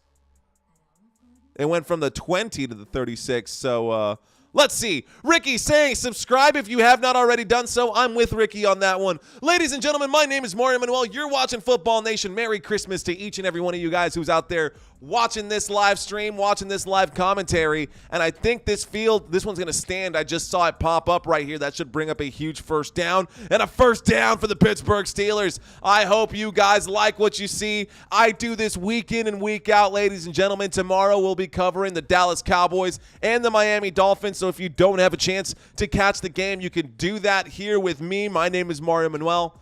You're watching Football Nation. Thank you guys so much for watching. Trying. Can we get to 2850? The goal for today is to get to 2,850 subscribers. I know there's a lot of you guys out there watching this. 90% of my viewers actually are not subscribed to this channel, if you believe that or not. 90% of my viewers on this channel are not subscribed to this channel, which is kind of crazy because I know you guys are watching. I know you guys are out there and y'all are watching me. What's the holdup? What's going on, man? How can I convince you? How can I convince you to subscribe to this channel? Just let me know. Just let me know what I need to do, and I'll do it. Maybe, depending on what it is. Not going to do anything weird, but I'll do it. Maybe I will do something weird. I don't know. Yeah, 90%.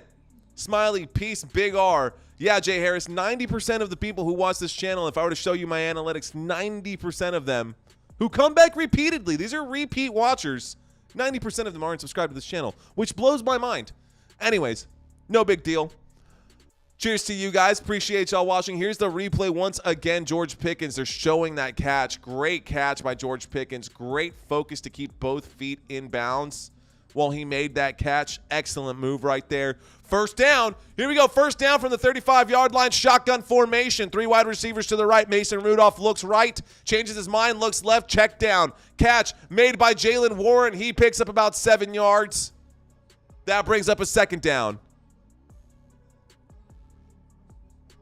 Hey, we'll see you, Ricky. Have a good one, my friend. All right. Second down coming up. Second down and 5. Ricky will be back if the Bengals come back. I agree, Ghost.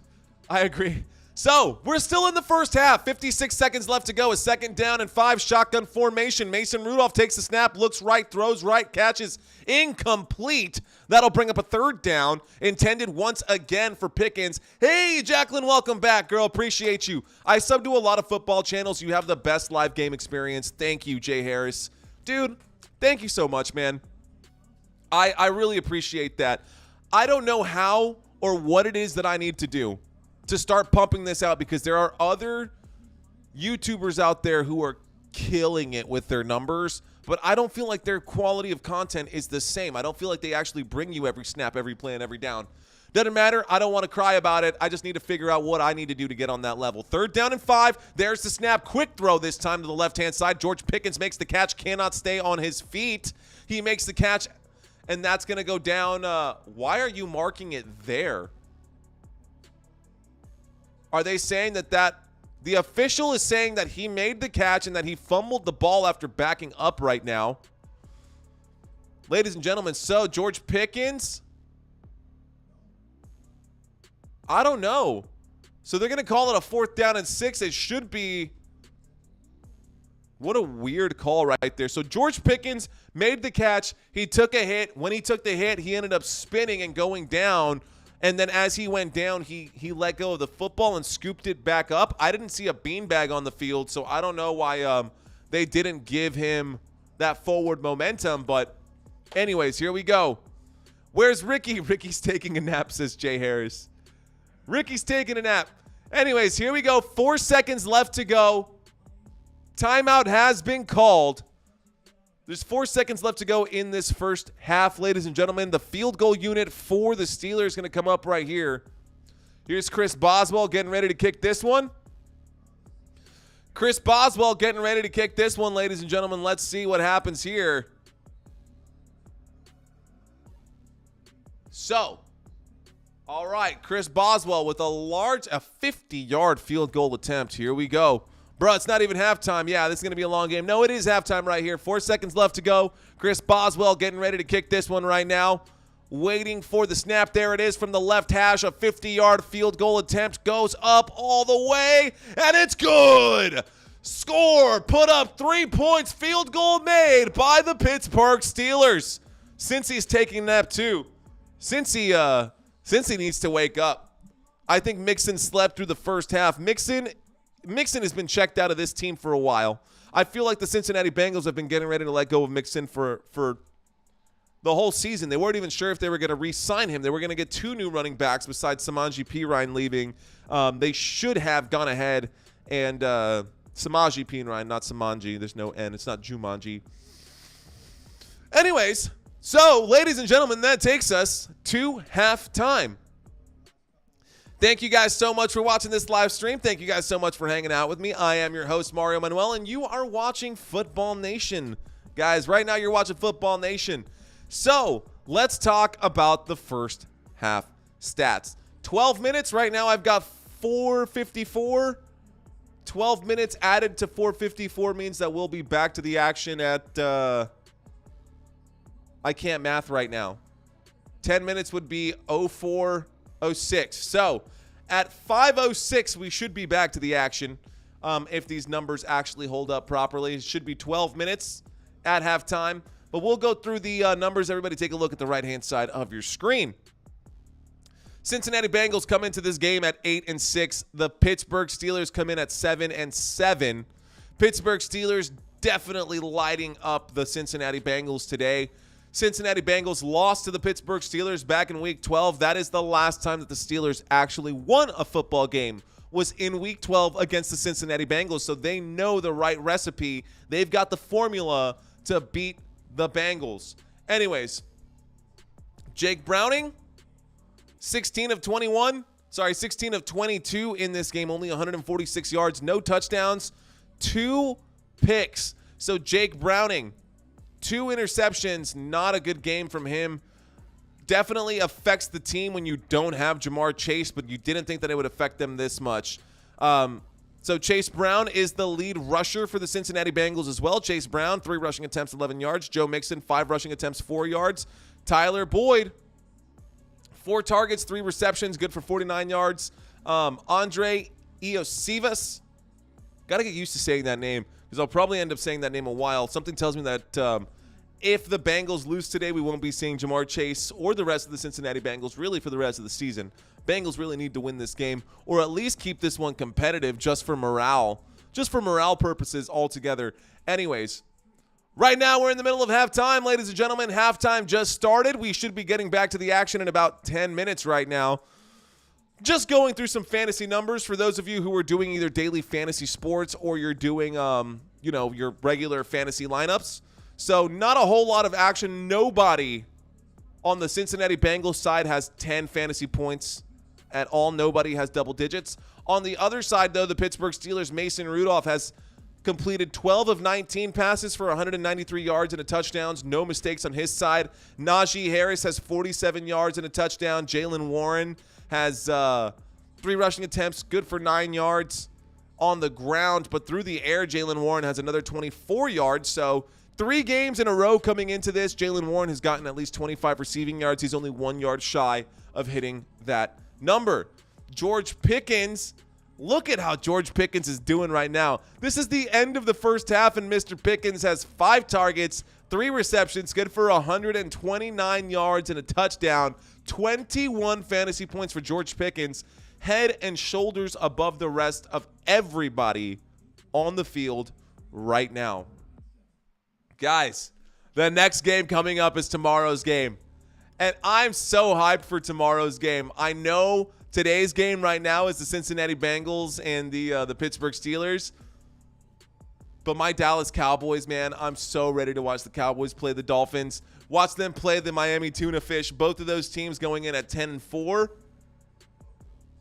Anyways, there's the stats or the standings scrolling by as well for the AFC or the NFC East and should be the NFC North that are going to scroll by right now. Ladies and gentlemen, we're in the middle of halftime.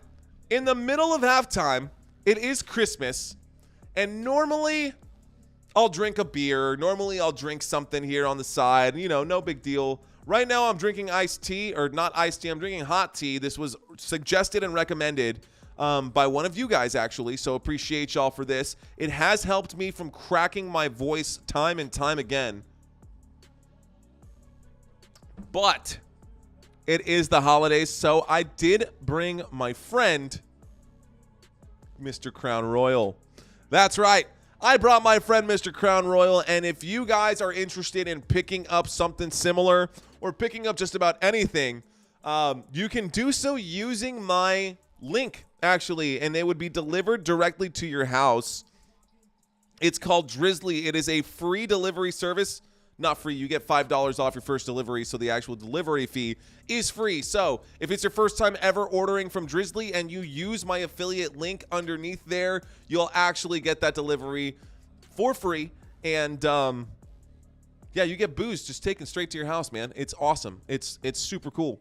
So yeah, consider using that.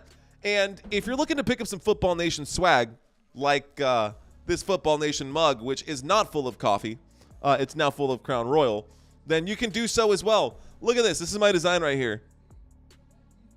And the yellow is kind of blotched out because of my green screen.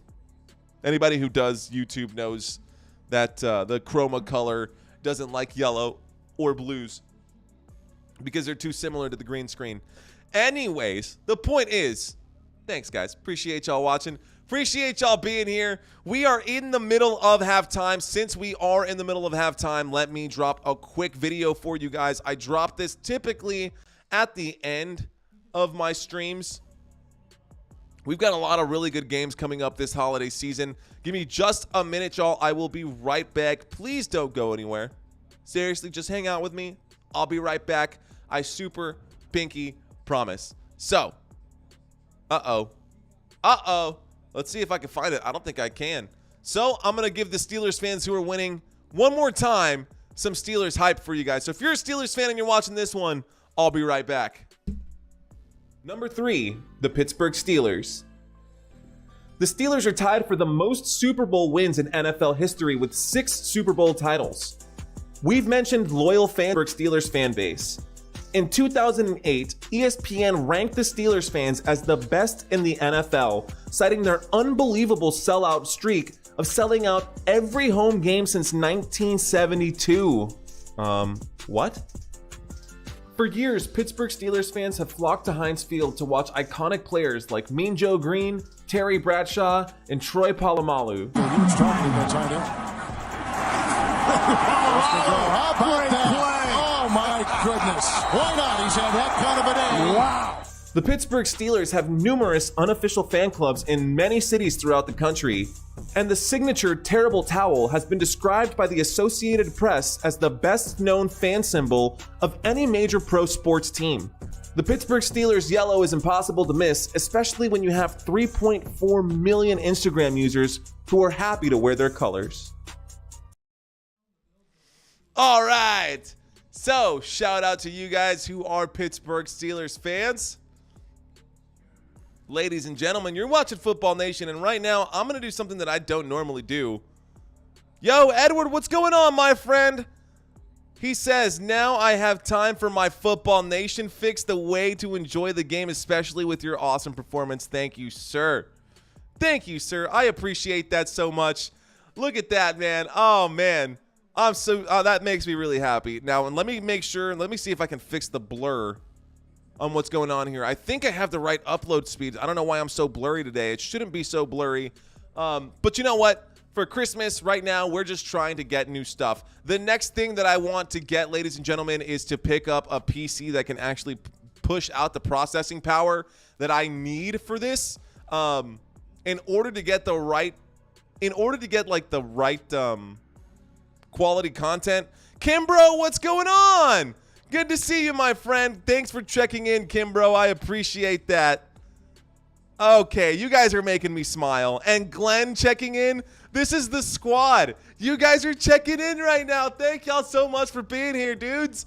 Oh, man. It's so good to see y'all checking in right now. In case you guys did not know, I've been working out a little bit. You can't see it, obviously, because, you know, it's only been like 3 days. But I'm sore. I'm so sore. Everything hurts. And I can only imagine what it takes these NFL players to actually get in there and do their thing. Anyways, let's effing go. I love to see that, Smiley. I love to see that. You guys got me smiling. Smiley's got me smiling. Shout out. Okay, so the voice of sobriety here. I don't know how Dak thrives with T. Smith out and Zach Martin hobbled. Well, he didn't thrive very well last week. It was tough. Anyways, who's speaking? Says, wait, really? I thought the Eagles were 10-3. No, they've played 14 games just like every other team in the NFL. Anyways, here we go. I like that mug, says Jay Harris. Thank you, sir. I appreciate that. I designed it myself. Great to see you, Edward. Thanks for checking in, dude. Appreciate all of you guys for checking in, man. Kimbro, love it. Love it. That's 3 times better than me, though, he says. The Ghost of Keith, I'm checking in. Put me in, coach. Put me in. Ladies and gentlemen, we're at halftime right now. In just a few moments, we will get back to the action. I was going to try to do something that I've never done before, and I'm going to do something silly here. We're going to do a Chat GPT poem. Chat GPT poem.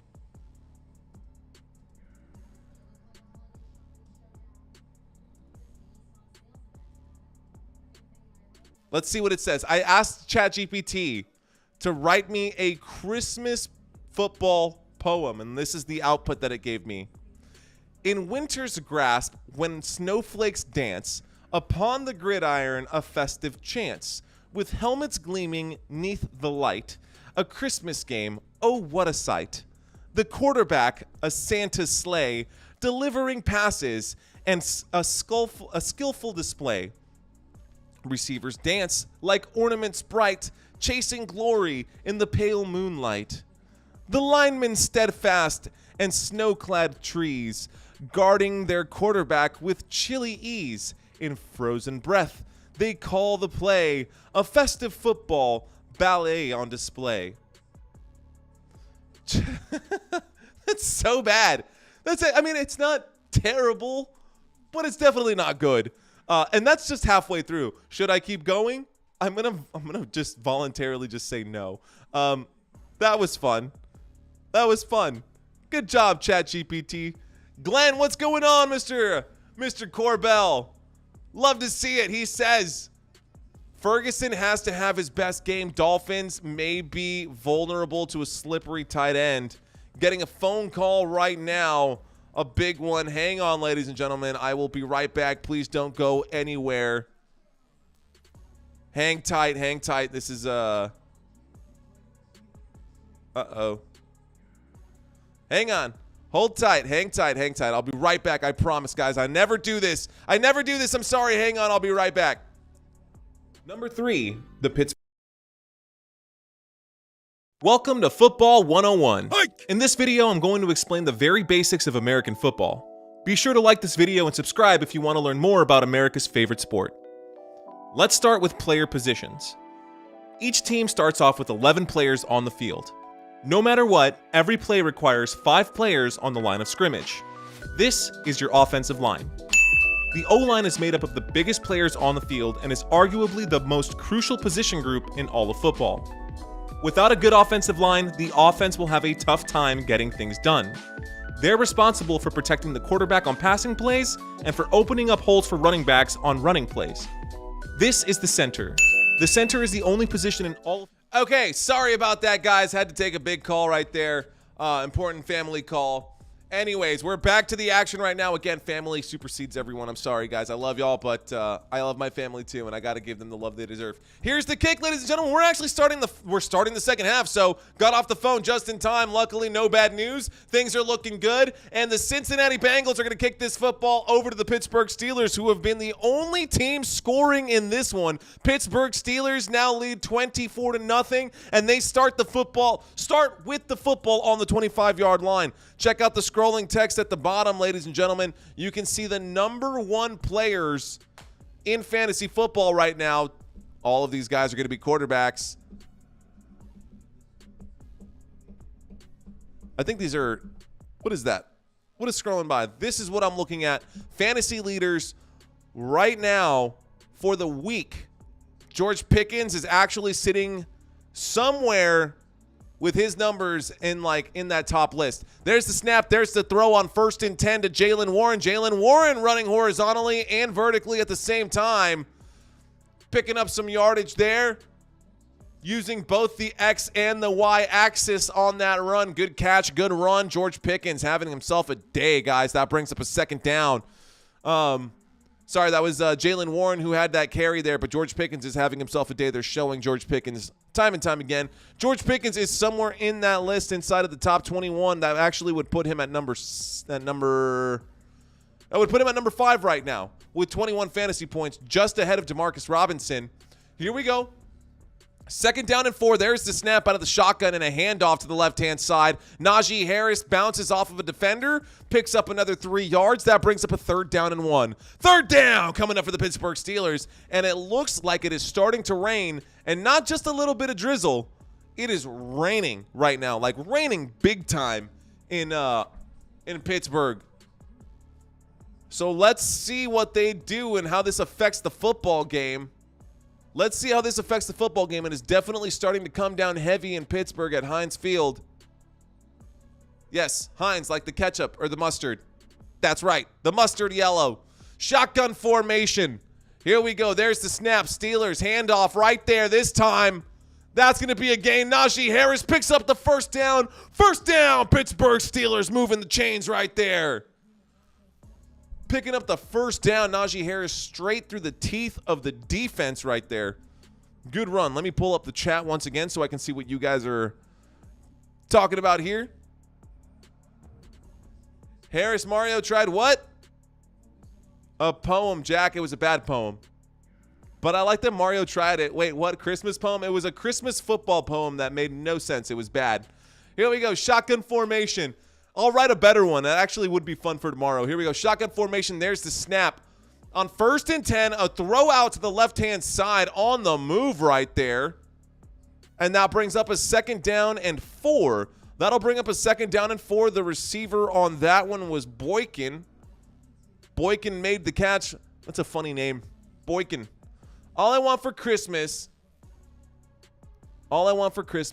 is You is the song that I just danced for to my dance show. Okay. All right. All I want for Christmas. No, Jay Harris, I did not write that. I will write one. It'll be better than that, I promise. Here we go. We've got a single back formation. Najee Harris takes this. There's the snap and a handoff to Najee Harris. Mason Rudolph was the quarterback who took that snap, handed that off to Najee Harris. He gains about 2, maybe 3 yards right there, shy of the 45. That brings up a 3rd down and 2. You guys are tripping me out, man. Jacqueline, Jay, Keeve checking in saying that the rain, trying to tell the Bengals are all washed up. Ouch, dude. Oh, man. Savage call right there, Ghost. The rain is only here to say that they're washed up. Here we go. All right, so from the 45-yard line, a 3rd down and 2. Mason Rudolph in the pocket. Pocket collapses. There's a big throw. Incomplete, intended for Calvin Austin on the left-hand side, and that'll bring up a 4th down. The Pittsburgh Steelers stopped on that play. That brings up a 4th down. And so we've now got a 4th down and 2. Here comes the punt team. The punt team is going to give this football back to the Pittsburgh Steelers. There's the snap. There's the punt. A high-hanging punt, ladies and gentlemen. This one is going to be returned. No signal to fair catch at about the 20-yard line. Let's bring up the drive chart for this next drive. So the drive chart coming up for this next drive. We'll get the standings rolling by underneath in case you guys are interested in watching that. So we've got the standings rolling by at the very bottom of the screen. We've got the drive chart underneath. We've got on the right-hand side of your screen, we've got all of the player information and everything that they've been up to throughout the game, as well as the comparison between the two teams. What else, guys? What else can I bring to you guys? Right now, we're sitting at 2,835 subscribers. Can we get to 2,840? We just need 5 more subscribers to get to that 2,840. It would be super awesome if you guys would be willing to drop me a thumbs up on this. Don't know if you guys are watching this live stream just because you're checking out different stuff. But whatever it is, you know, just thank you guys so much. Thank you guys so very much for watching Football Nation. My name is Manuel, and if you like what you see, go ahead and hit the thumbs up button. Please, please, please. My goal, my dream, my reality that one day will come true, I can promise you guys that I will be able to quit my day job and bring content like this, not this, better than this. I will bring you the world's best content to viewers just like you. Chances are that you're watching this live stream because you can't catch the game in your area, and maybe $400 for YouTube TV and the Sunday ticket is just absolutely insane. So if you find yourself finding any kind of value in the content that I'm giving you guys, please hit that like button and subscribe to this channel, because in here, week in and week out, I bring this content to you guys every snap, every play, and every down. And without support from viewers like you, this channel would not be possible. So smash that like button, and follow me on my journey as I drive towards my newest goal, the big goal of hitting 5,000 subscribers. If you guys like this content, you know what to do. You guys obviously have great taste since you're hanging out with me and watching this channel. So help me keep this drive alive by sharing this with your friends and checking out some of the other videos that I've got here on Football Nation. As always, my name is Manuel. We're still in the middle of a commercial break, but we should be getting back here in just a second. And there we go. The Cincinnati Bengals have the football right now. Cincinnati Bengals have the football. We've got a 1st and 10 from the 20-yard line. Cincinnati Bengals trying to get their first points of the game. There's the snap out of the shotgun. Jake Browning winds up, throws, catch made. T. Higgins, the 40, the 50. He turns on the Jets. He's going. He's gone. Touchdown, Cincy! T. Higgins with a huge 80-yard touchdown run. Catch and run. Let's effing go. Oh, my God. Wow. Cincinnati Bengals. Huge. A throw on a slant route. That is just a simple slant. And T. Higgins just too fast. I mean, look at the speed. Just absolutely way too fast for anyone to catch him. Stepped right over the arm tackle. At the end, he does a simple layup and puts that one right over the post. But 6 points on the board for the Cincinnati Bengals on their first drive of the second half. And that's the way that they need to go. They're going to go for a 2-point conversion, and they would need not 1, not 2, but 3 of them consecutively in order to tie this up. It's still a 3-possession game with the score being 24-6 right now. There's the snap on a 2-point conversion. Jake Browning running out of time. Jake Browning in trouble. He's going to scramble. Dude, you need to go for it. Shovel pass, catch made. 2-point conversion is good. Joe Mixon with the 2 extra points, and we've got it. Now the score is 8-24, and it becomes a 2-possession game with 11:11 left to go in the third. Touchdown and 2-point conversion for the Cincinnati Bengals. There's a pulse. Ladies and gentlemen, there is a pulse. We have signs of life. Signs of life on the field for the team wearing black, orange, and white. Total yards, believe it or not, total yards of offense is very close considering what the actual score of the game is. Pittsburgh Steelers 24. Cincinnati Bengals now have 8 after that 80-yard catch and run from T. Higgins. That puts him up to 18 fantasy points, and that definitely helps out Jake Browning as well. That puts him up to 13 fantasy points. Wow. Let's bring up the chat. I want to see what you guys have to say about that. Who dey? Who dey? Oh, man. Let's go. So, here we go. Couldn't get an inch on 4th down, but 2-point conversion is good. Yeah, that's facts. There's the kick back to the Pittsburgh Steelers. Back to the Pittsburgh Steelers. Good to go. All right. So, ladies and gentlemen, a score from the Cincinnati Bengals brings us up. Score from the Cincinnati Bengals makes this a 2-possession game.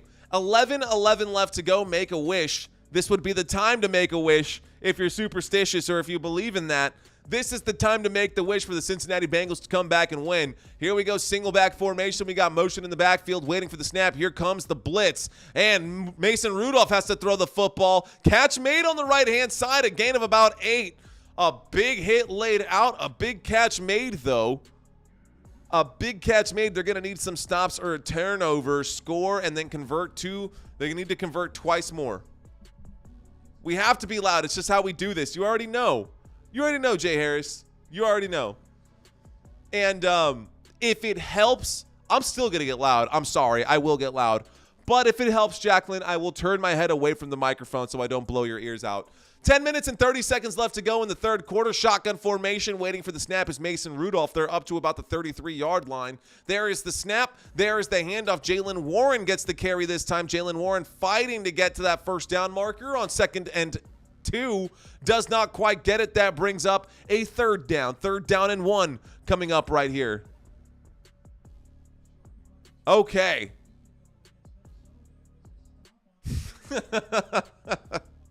You guys crack me up, man.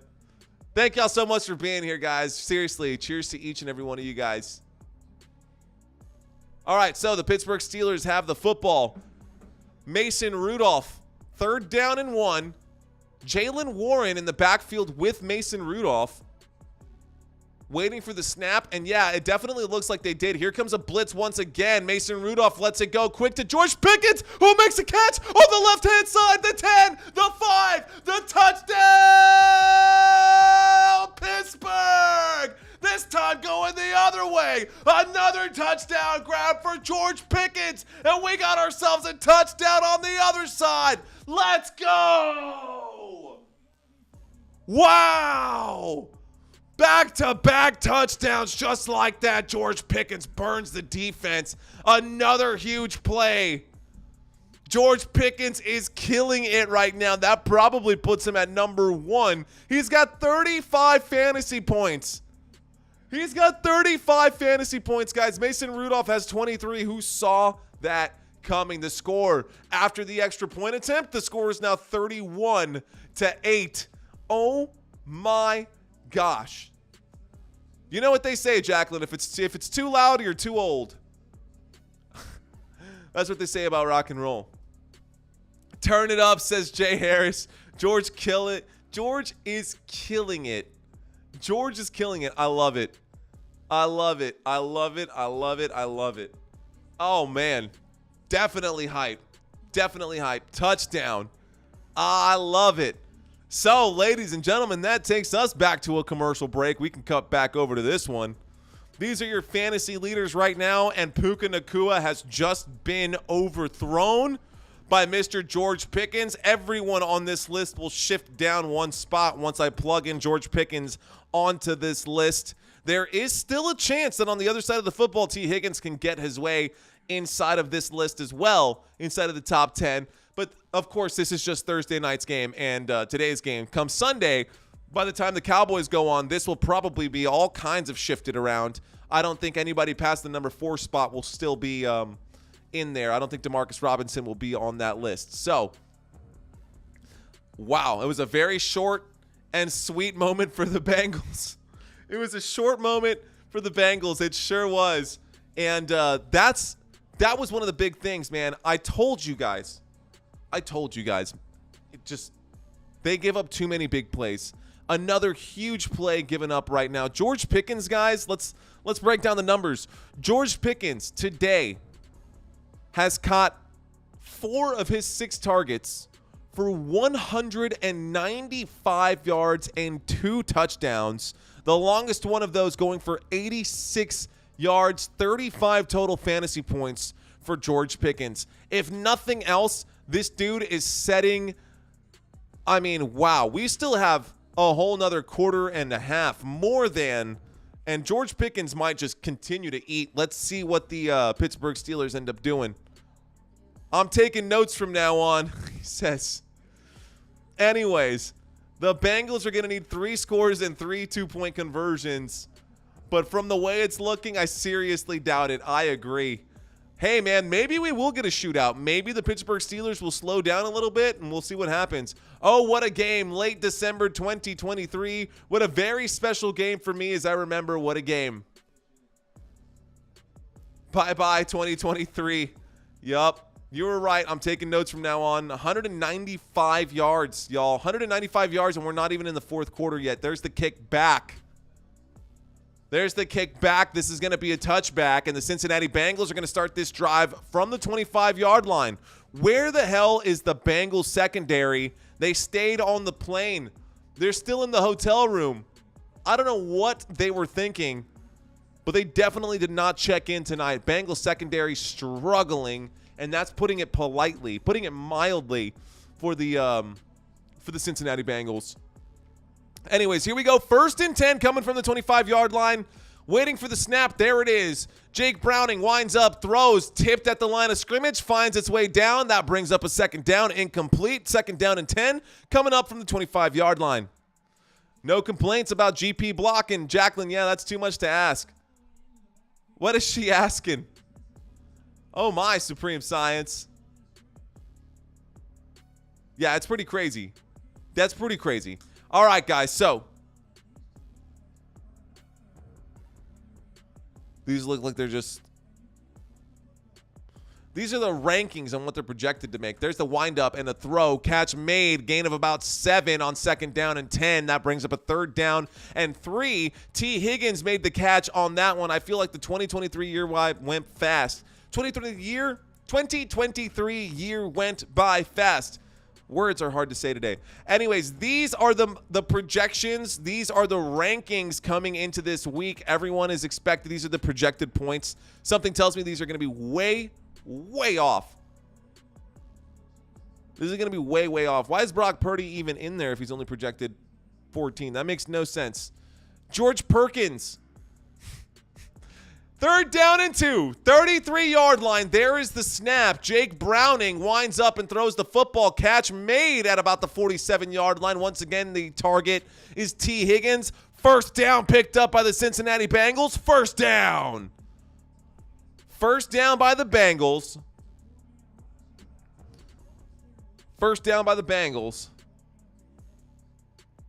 Let's get this one going again.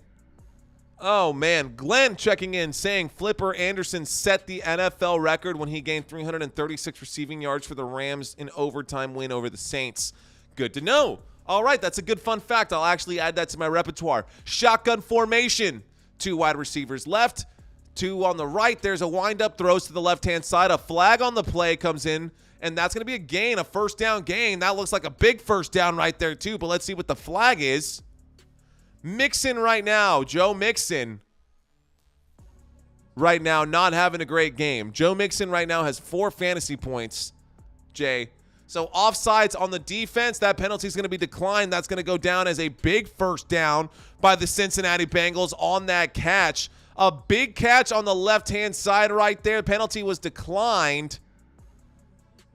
But a big catch right there by Drew Sample on the left-hand side. Drew Sample picked up, looks like he picked up about 16 yards right there. Megatron had the second most with 329, coincidentally, against the Bengals. Shotgun formation. Good to know, Supreme. Here we go. Shotgun formation. 3 wide receivers right, 2 on the left. No, 1 on the left. I can't do that on a shotgun formation. Oh, my gosh. Intended for Joe Mixon. Tipped out of his hands. Tipped out of the hands of the Pittsburgh Steelers defense, and the football finds its way to the ground safely right there. Football finds its way to the ground safely. That will bring up a third down and 10. So on second and 10. Sorry, that's a third. That brings up a second down and 10. On first and 10, Pittsburgh Steelers throw the football from the 37-yard line. Cincinnati Bengals throw the football from the 37-yard line. Intended for Joe Mixon, incomplete pass. Here comes a second down and 10. There's the snap. Winds up. In trouble, wheels out to the right-hand side, throws the football. Once again, an incomplete pass. That brings up a third down and 10. So a third down and 10 coming up right here. Third and 10 from the 37. And it's just been awful for the Cincinnati Bengals. Cincinnati Bengals are struggling, guys. Cincinnati Bengals have the football right now. Cincinnati Bengals facing a third down. Third down and 10 coming up right here.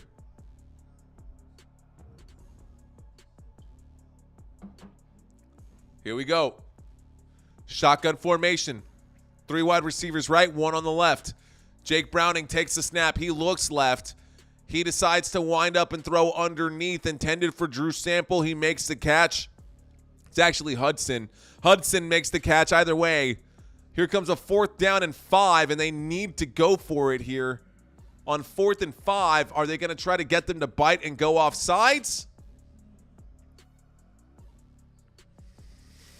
We're about to find out. 4th down and 5 coming up for the Cincinnati Bengals. Ladies and gentlemen, thank you guys so much for watching this live stream. My name is Manuel. You're watching Football Nation.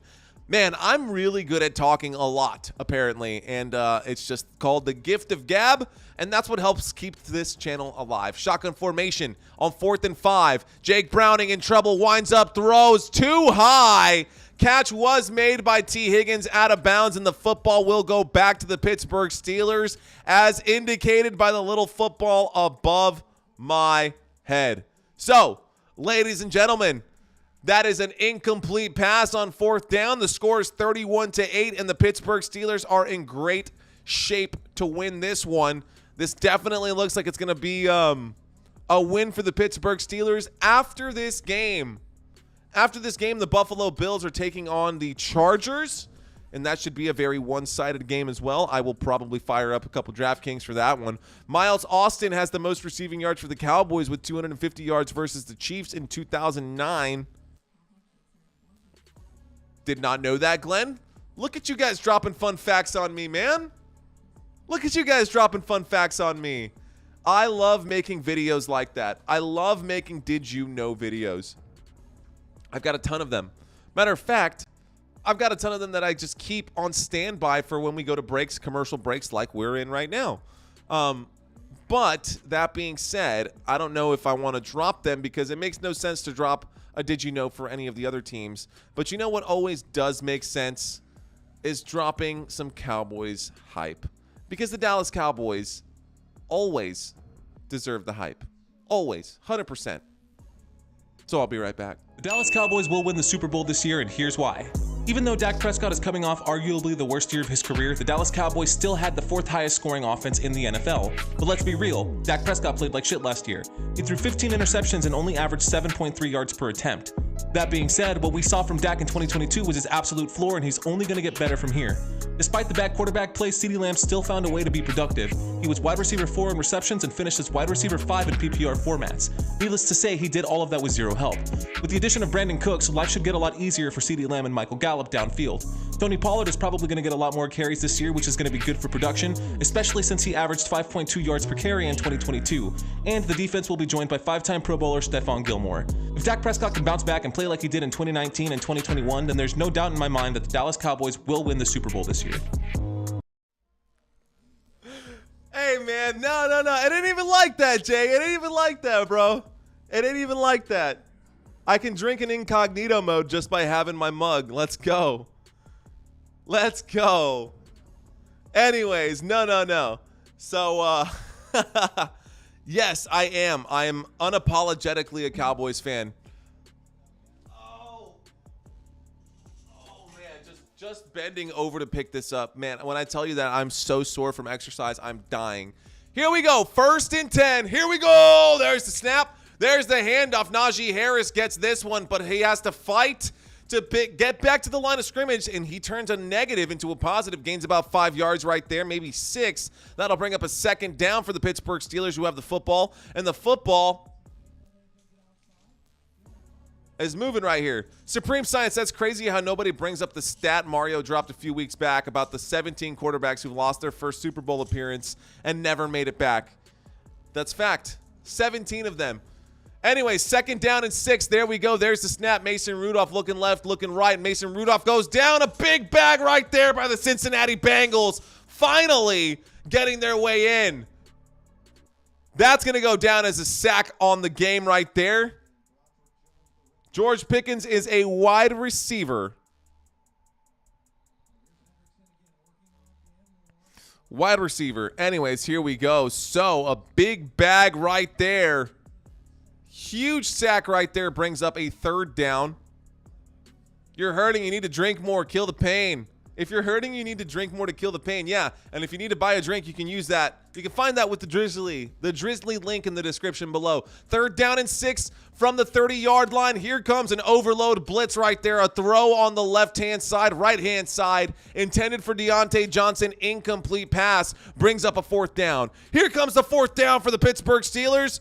Cincinnati Bengals doing their thing. Glenn, if Dallas wins the coin toss, they have to receive. Deferring correlates to a whooping 1.6 points per game advantage. I'm a Raiders fan. I should be in an meeting. Oh, that's good. That's good. There's the punt, ladies and gentlemen, on 4th down, signaled as a fair catch at about the 32-yard line. And so they're going to start this drive from the 32, 1st and 10 coming up for the Cincinnati Bengals, who are fighting. It's still a 3-possession game. A 23-point game? Is that what that is? Yeah, 23-point game. Still a 3-possession game. If they can get one back and get the 2-point conversion, it'll be a 2-possession game. So let's see. This is a tequila commercial, and you can't tell from just by looking at it. But if you know what agave looks like, and I was just showing my girlfriend pictures of agave. Hey, thank you so much to liking and subscribing to this channel. 2,836 of you guys now part of the nation. 2,836 in the nation. This is a small nation. Let's find out.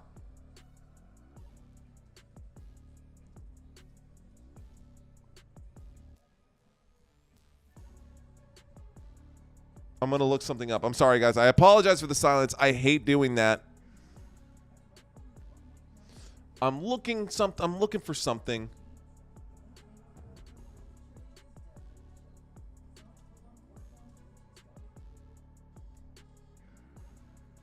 Okay. So, well, we already beat that one. I want to see the next list. I'm looking for the smallest countries by world population, and technically the Vatican City is a country in and of itself. So that being said, we've definitely beaten out the Vatican City. Kind of a weird one to say, but we have 2,836. Apparently there's only 800 citizens of the Vatican City. Only 109 acres, population of 510. Smallest countries, 2023 world population view. I want to see how many more Football Nation has than the world's smallest country. I'm just curious. Come on, let's pull this up right now. We have... Ooh, we can catch the Falkland Islands by the end of this one. And in case you guys don't know where the Falkland Islands are, I lived in Argentina for a while. There's a small island off the coast of Argentina to the right-hand side. So just east of Argentina, at the base of Argentina, at one of the lowest points geographically on a map or on a globe. Look for it. There's a little island called the Falkland Islands, and we have almost caught up to the Falkland Islands that have a population of 3,791 according to the 2023 census report here. So right now we would be number 4. There's the snap. 1st and 10. Handoff right there to Joe Mixon. Joe Mixon finds some space, but Joe Mixon cannot run as fast as T. Higgins. He does pick up a 1st down. 1st down for the Cincinnati Bengals. That does move the chains. That is a good, respectable gain. I don't want to really take that away from Joe Mixon. That's going to go down as a gain of, where's my mouse? That's going to be a gain of 13 for Joe. 13-yard gain for Joe Mixon. Jake Browning throwing that football out to the flat right there. Here we go. 1st and 10 coming up right here. There's the snap. Quick throw out to the left. And this time Tyler Boyd picks up 3, maybe 4 yards. That'll bring up a 2nd down and 6. That's a 4-yard gain for Tyler Boyd. Okay, I'm going to leave that alone, he says. What's the most QBs to play/start in a single season? Jay Harris asking some questions. Don't even know their own QBs this week. Steelers don't even know who their QB is this week. I'm a Cowboys fan. I've been released for the holidays from close. Good. All right. Good job, Glenn. I'm glad that you got that time off. 2nd down and 6. Here we go from the 48-yard line. Jake Browning winds up, throws, catches made. Good for a 1st down. 1st down picked up right there. Let's go. Jake Browning throws to the left-hand side. Iosivas picks up an 11-yard gain right there down to the 40-yard line. So here we go. We're at the 40-yard line. Let's go, says Jay Harris. Let's go with the big flex. With the big flex. I see you.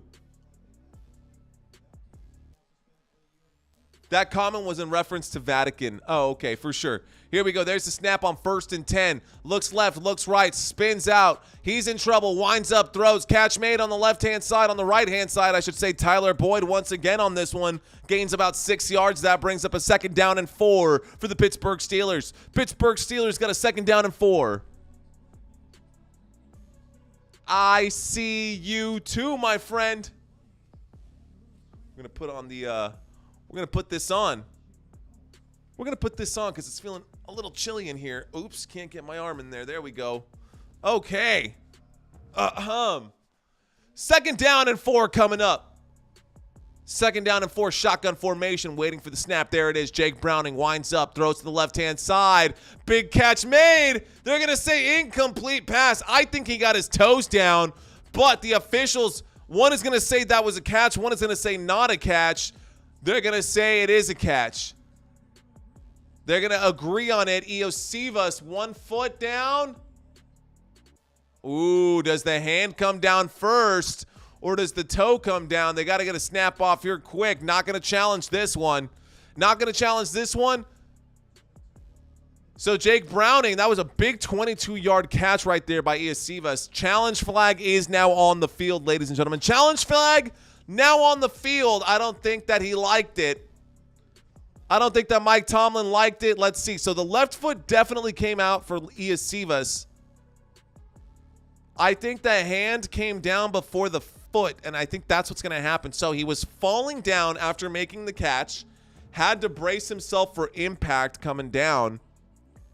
He made the catch, came down on 1 foot, then put his hand out to brace his fall, and the right foot came down after I think the hand touched the white side. Who do you think is going to win, and who is your favorite team? Who do I think is going to win this game, or who do I think is going to win the Super Bowl this season?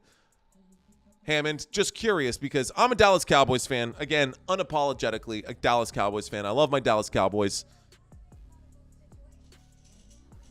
We like to wear the chain around here for Dallas Cowboys games. And I love this chain, dude. This definitely gets me super hyped. I always put this one on. You just have to have it, dude. You just have to have the chain.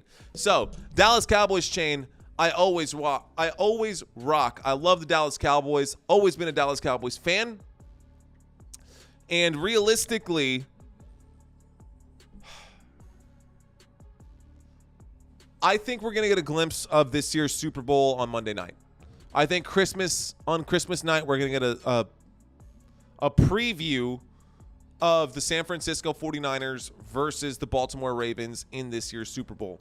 The Super Bowl that I would like to see would be the Dallas Cowboys versus the Miami Dolphins, which could also be a preview of. I think we've got 2 chances for Super Bowl previews coming up this week right now, which is why I was so excited for week 16 of the year. Oh my gosh. I really legitimately think that the Dallas Cowboys and the Miami Dolphins can both make it to the Super Bowl.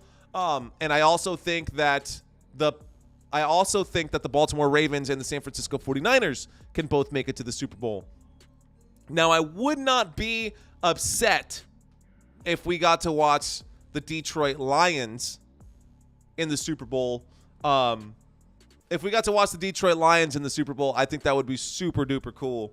I would love to see that, actually. And that would break that 17 quarterback streak that I was talking about that Supreme Science brought up, because Jared Goff has been there before but hasn't actually won. So here we go. They're showing this one once again. Slow motion here.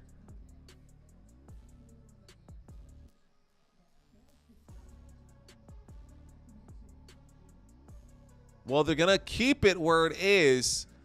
The hand and the foot come down at the exact same time, and that's what they're looking at, which is what I was saying. And I'm saying that at best they come down at the same time. I think that the hand comes down just a second before. The call was reversed, so the call does come back. And instead of being inside the red zone, we've now got a 1st and 10 from the Pittsburgh Steelers. Sorry, 3rd and 4 from the Pittsburgh Steelers 34-yard line. And Jake Browning's in trouble. And Jake Browning on 3rd and 4 throws the football too high. And the incomplete pass, but there is a flag on the play, ladies and gentlemen. There is a flag on the play. Let's see what the officials have to say about this one. Here we go. Who hates the Browns? Check it over back and forth. Okay, so a lot of females always have more than one team. What does that mean, Supreme? What are you trying to say, bro? Big flag going to be a holding on the defense. Good call right there, honestly. Here we go. By season's end, I'm guessing you have more subscribers than people who live in Elkins, Arkansas, population 3,119. Good. I hope so. I sure hope so. 1st and 10, winds up, throws to the right-hand side. Catch made on the right-hand side. That's going to go for a 2-yard gain. That'll bring up a 2nd down right there. 2nd down catch was made by Chase Brown on the flat there. Anyways, okay, here we go. So, 2nd down and 8 coming up. Pittsburgh Steelers 27-yard line. Ladies and gentlemen, if you guys are out there and you're watching this live stream, my name is Manuel. Thank you guys so much for watching. We've got a 2nd down and 8. 2 wide receivers left, 2 right. Winds up, throws, catch made. No, it's not. It finds its way back into the dirt. That's going to be an incomplete pass. That brings up a 3rd down. 3rd down coming up here for the Cincinnati Bengals. 3rd down. Saturday football, nobody expecting it. Not only is it Saturday football, it's the Saturday before Super Bowl, or sorry, Saturday before Christmas, not Super Bowl. Basically the same thing for me, though. Here we go. We got a 2nd down.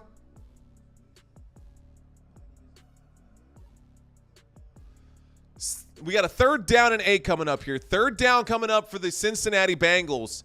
Winds up and throws. Catch made, but on outside of the lines, I think. I don't know if this will go down as a catch. This might be a 1st down. Let's see what happens here.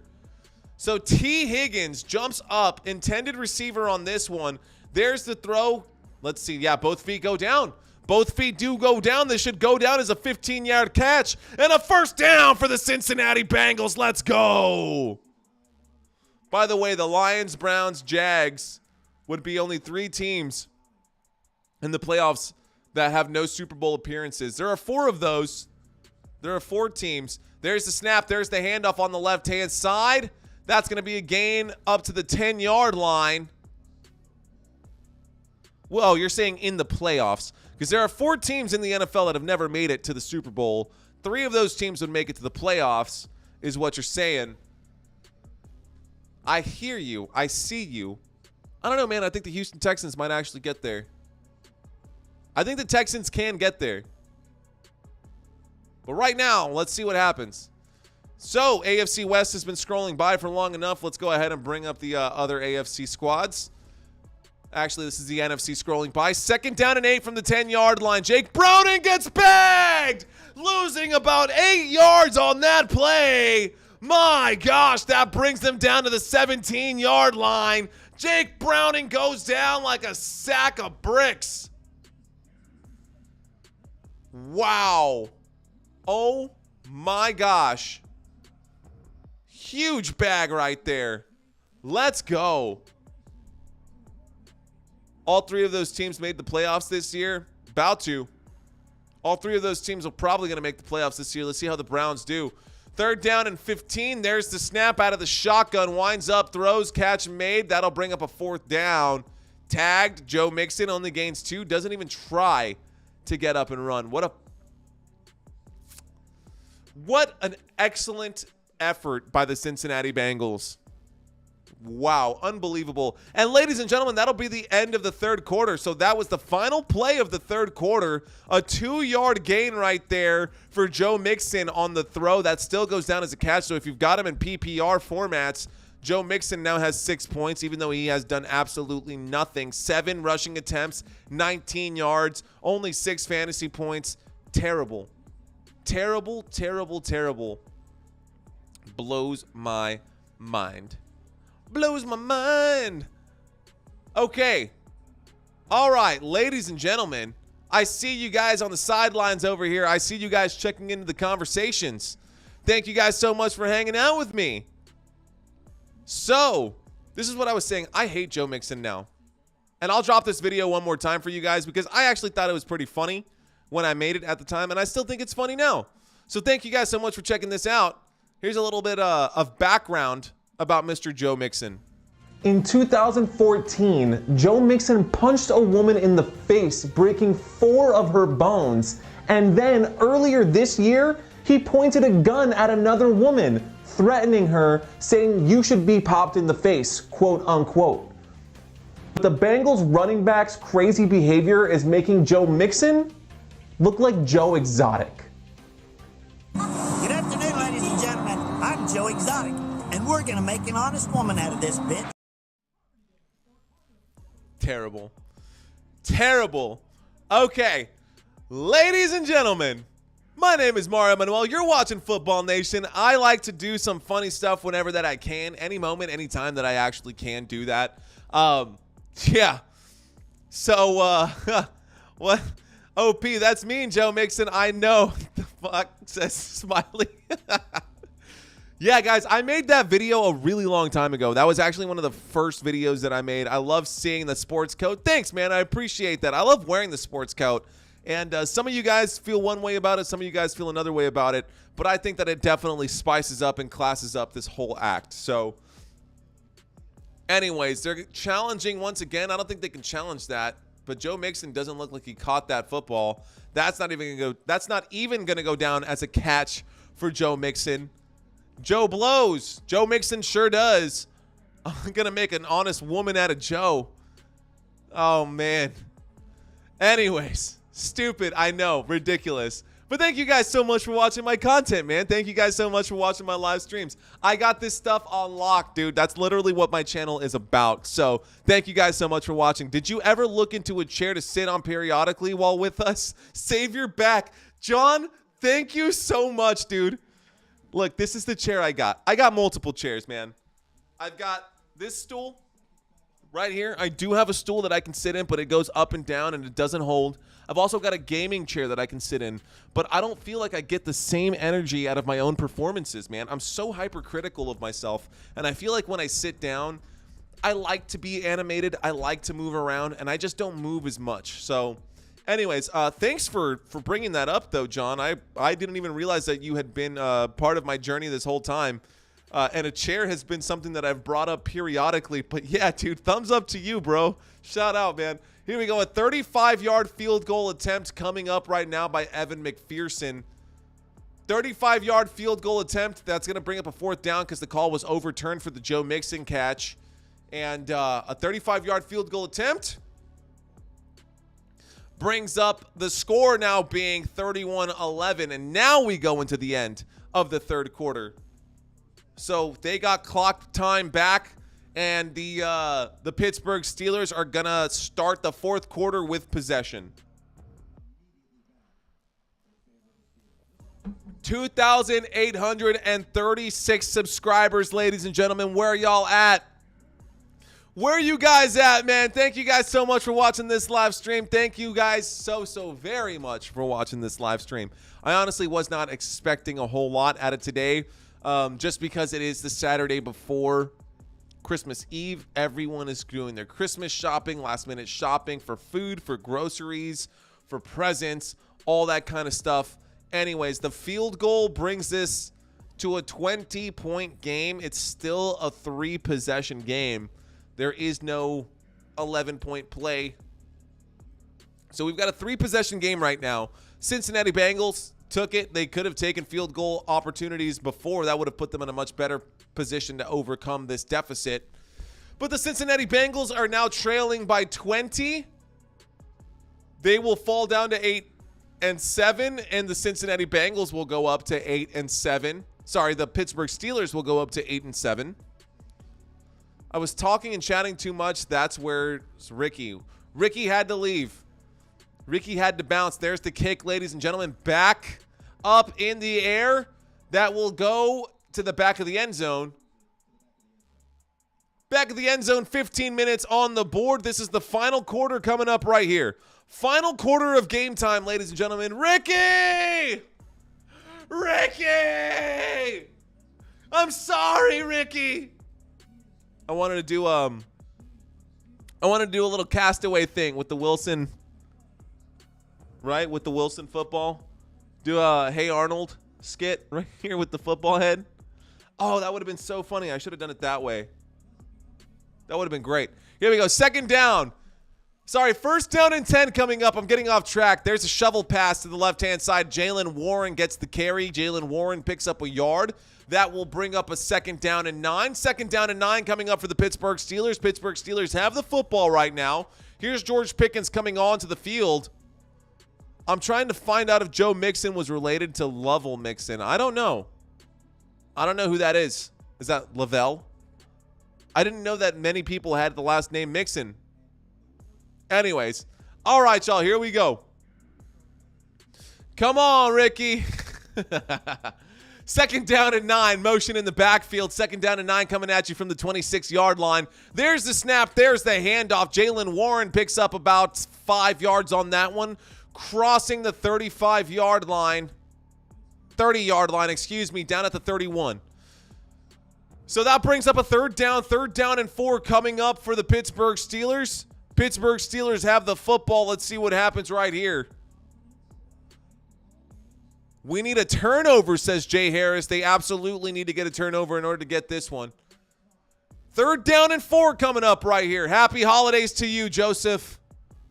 Merry Christmas, Joseph. Thank you, dude. Happy holidays. Third down and 4. There's the snap out of the shotgun. Looks right. Winds up. Deep shot. Big throw. Incomplete pass. Should have been caught there. Deontay Johnson, the intended receiver. And just like that, on third down and 4, it becomes fourth down. And the Pittsburgh Steelers punt unit is going to come out and kick this football back. Pittsburgh Steelers unit going to come out and kick this football back to the Cincinnati Bengals. Ghost of Keith saying, I need to borrow a terrible towel to cry in. No! There's the punt. This one is high hanging. That's going to be a return from about the 30-yard line. Goes down at the 34. Yeah, you pronounced it right. I was curious because the last name and both are from California. As far as, again, I don't know if it's Lavelle or Lavelle. All I'm going to say is Google his story. Okay.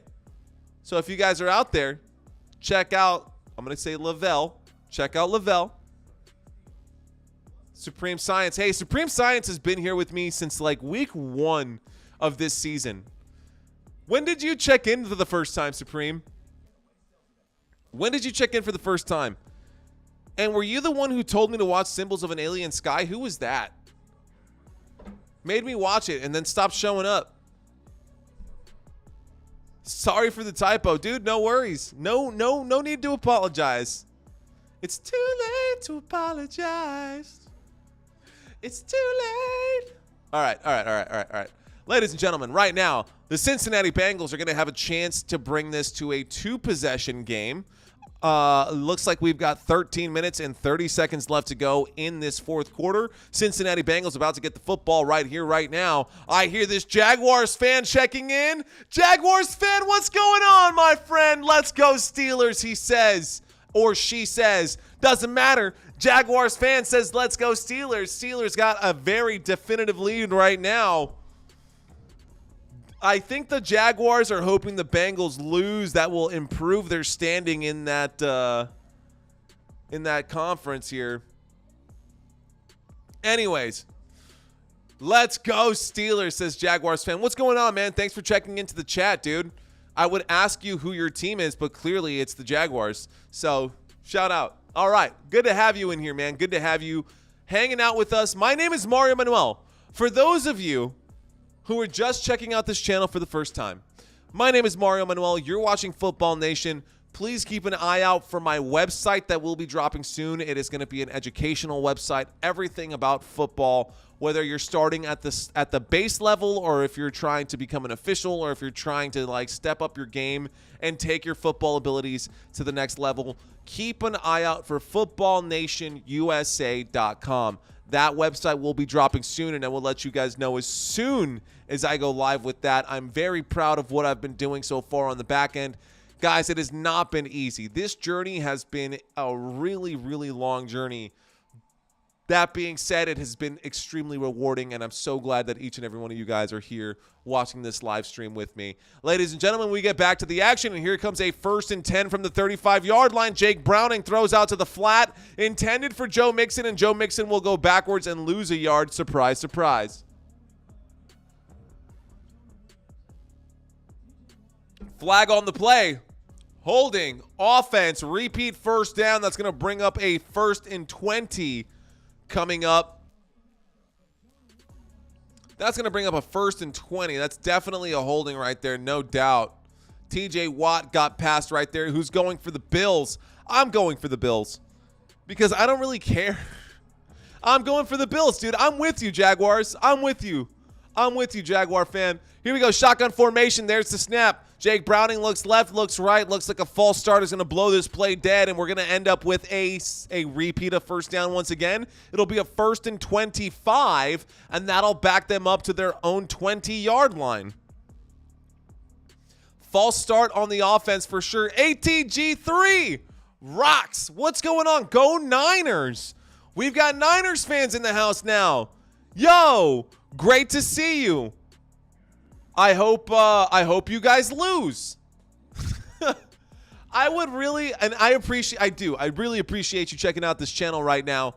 But I really would like the 49ers to lose on Monday Night Football. I am definitely a fan of the Baltimore Ravens this week. There's the snap on 1st and 25. A quick throw underneath. Catch is made by Chase Brown, who gets up. Gains maybe about 7 yards on that one, and that brings up a 2nd down and 19. 2nd down coming up for the Cincinnati Bengals. 2nd down and 19. Jaguars fan says, I'm watching. F the Niners. I feel you, my friend. I feel you, Jacqueline. I feel you. Shout out to Jaguars fan.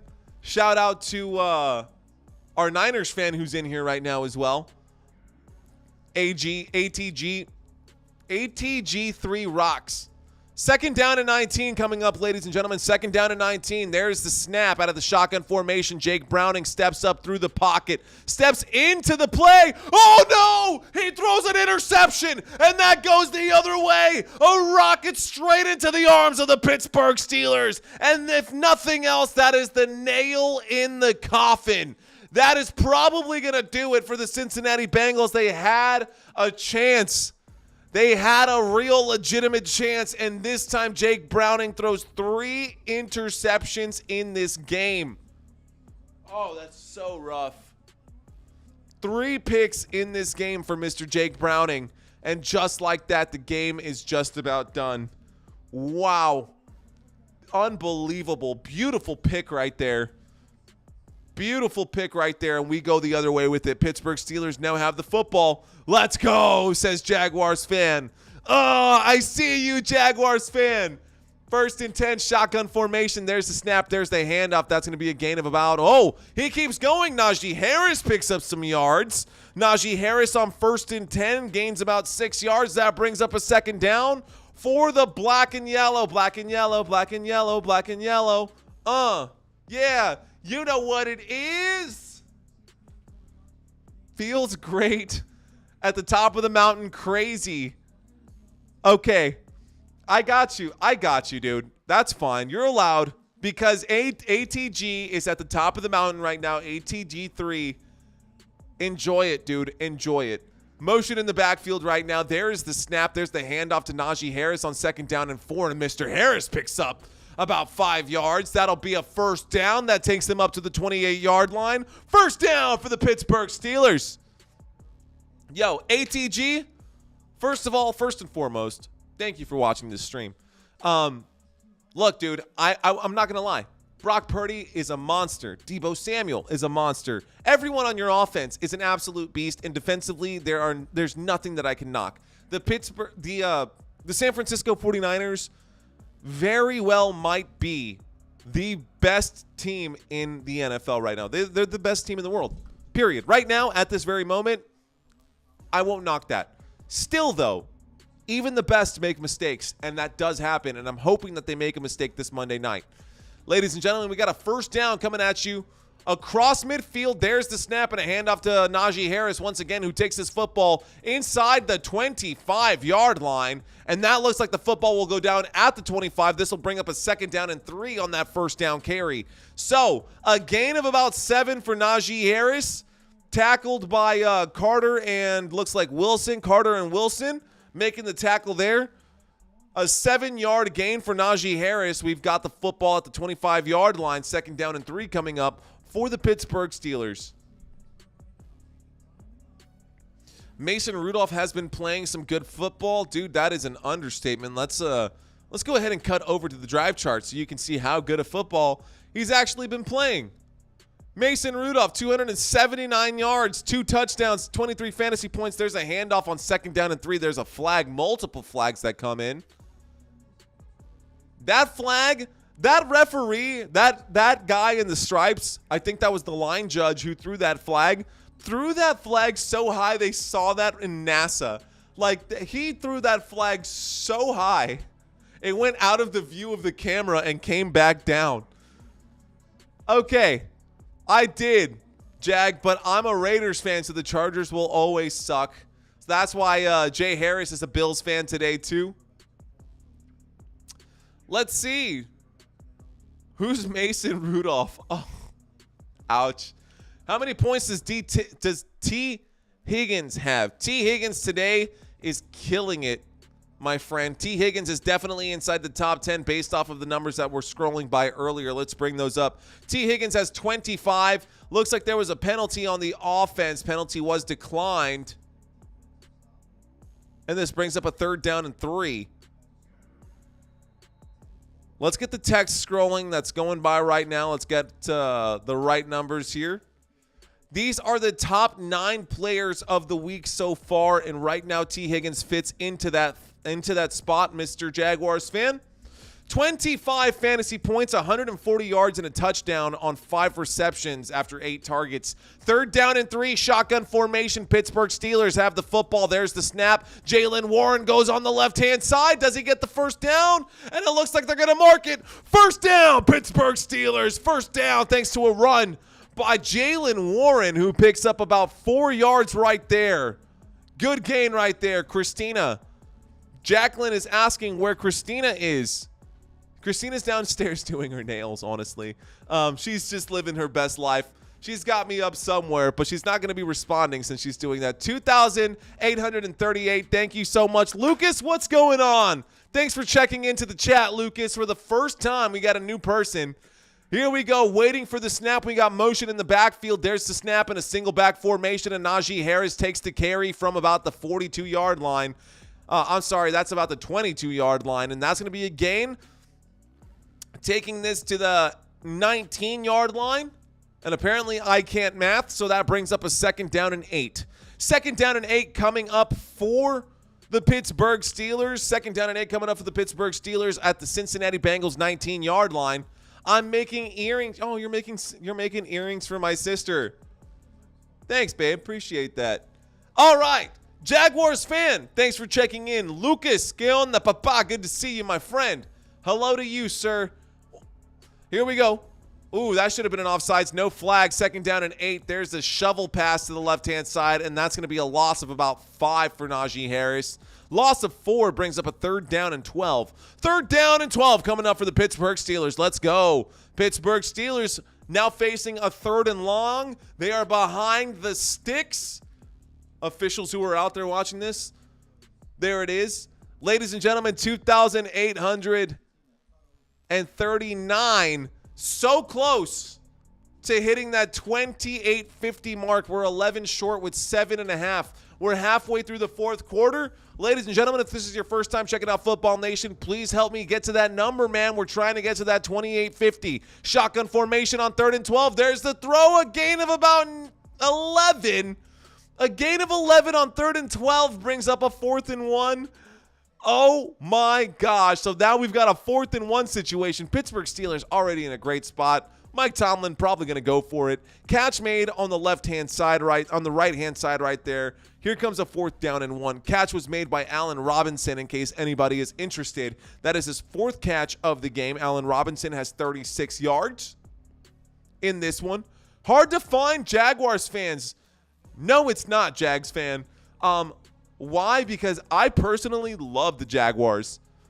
Dude, after I watched what the Jaguars did, what Trevor Lawrence did in the playoffs last season against the Chargers, against Justin Herbert, that was absolutely insane. 5 interceptions, and then to have that comeback and to win on a walk-off field goal, that made me a Jaguars fan through and through. I really do like the Jaguars quite a bit. Yeah, I wouldn't be upset. I would actually be really, really happy if we ended up having a Lions-Jaguars Super Bowl. How cool would that be? Anyways, I was in Trevor Lawrence's hometown when he was in high school. Okay, interesting. I wouldn't go that far. That's where I pump the brakes. I wouldn't go that far, but I do like your energy. The GOAT. Little too early in his career for that to be said. Little too early in his career for that to be said. Here we go, ladies and gentlemen. So it looks like we're going to have the field goal unit come out this time for the Pittsburgh Steelers. 4th down and 1. No first down picked up right there. Here comes a 4th down and 1 from the Cincinnati Bengals 12-yard line, and Chris Boswell is going to kick this football. Chris Boswell getting ready to kick this one up. Here we go. 7 minutes left to go, and it looks like a quick timeout was taken by somebody. Doesn't matter, we go back to a quick commercial break. Jacqueline, it's okay if we suck this season. We've been winning since 2001. Okay. My friend went golfing in Jacksonville, and he found that Trevor Lawrence. Oh, he actually found Trevor Lawrence? He saw him out there? Oh, that's pretty cool, man. Ladies and gentlemen, right now we are in a quick commercial break. Supreme Science. What's up, bro? Jacqueline, thanks for checking in. Jacqueline's been here all stream long. She had to step out for a moment, but she's back. She's back, baby. Oh, we're back. Jacqueline, you know you can find Ricky's profile, right?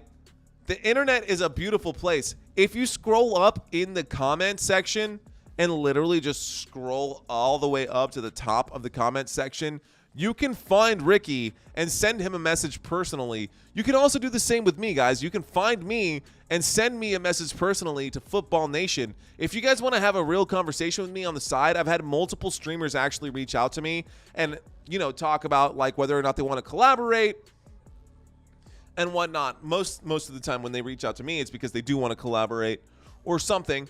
But yeah, shout out to Kimbro, who's been a cool fan of mine as well. He and I have been trying to navigate this world of YouTube together. It's been a tough journey. But ladies and gentlemen, we're so close. Is there one person out there? Is there one person out there who's not subscribed to this channel, who's watching this live feed right now? One more subscriber to get me to 2840 would be so cool, guys. We're trying to get... Look, I'm in the holiday spirit. I'm in the giving mood. If anybody's out there and you haven't subscribed to this channel just yet, please consider doing so. It would mean an absolute lot, not just to me, but to so many other people right now who are watching me check out, who are watching me on this journey. And good to know. All right, Jaguars fan. Okay, Jags fan is subscribed. Shout out to you, my friend. Thanks for being a part of this. I see you with the flex, with the trophy and the flex. This late in the season, it's crazy how teams get exposed on back-to-back losses. Ouch. Here we go. Here comes the field goal attempt from the right hash. Chris Boswell kicks the football. That is going to go down. As a 30-yard completed field goal attempt, the score is now 34-11, and we've got a 23-point game. It's still a 3-possession game with 6:50 left to go. We're inside of 7 minutes. I can't get to the top of the comments section. Dang. Well, that's okay. But this is the beginning of your journey. I predict that one day you'll be doing weekly football reports and you'll be big. Jay Harris, thanks, man. This definitely is the beginning of my journey. This is rounding out my first year. This right now, I started this in December of last year, but this, what you guys are witnessing right now, is my first full season of NFL commentary. This is my very first full season of NFL commentary.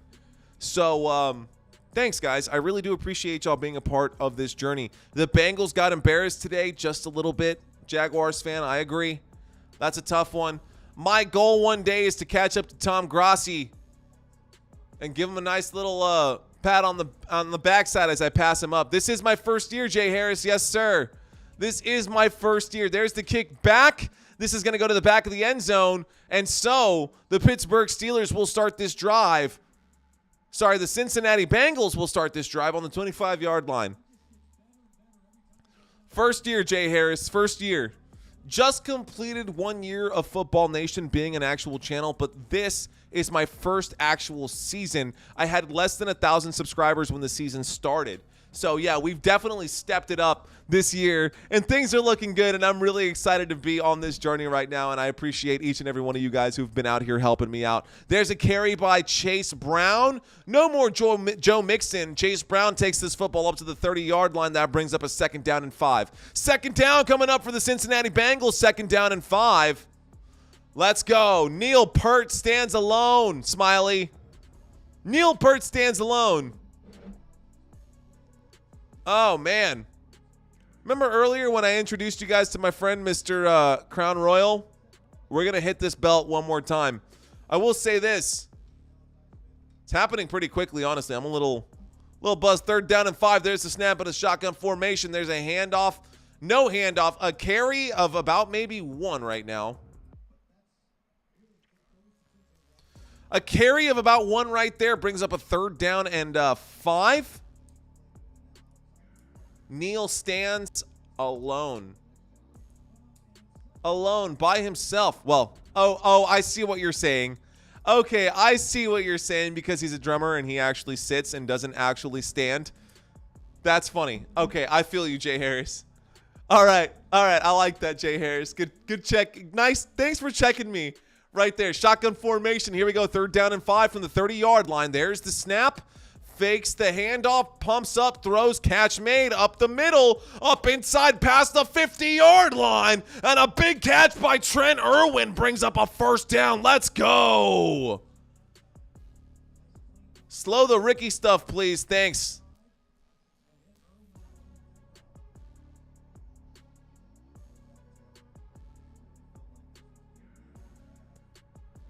Okay, so silence. Jay Harris saying to please slow the Ricky stuff, Jacqueline. I agree. There's the snap on the 48-yard line. Handoff to Joe Mixon, who picks up about 8 yards right there. Gets up to the 40. That brings up a 2nd down and 2. 2nd down and 2 coming up right now. Jaguars fan, the Cardinals suck. He's a Jaguars fan. He doesn't care that you say that. My second favorite team is the Cardinals. I'm wearing a Kyler Murray jersey. Okay. That being said, though, thanks, man. That's facts, Supreme. Here we go. 2nd down and 2. There's the snap and a handoff to the left-hand side. This time, Joe Mixon on 2nd down gets up inside the 40-yard line, down at about the 39. That brings up, down at about, that was the 45-yard line.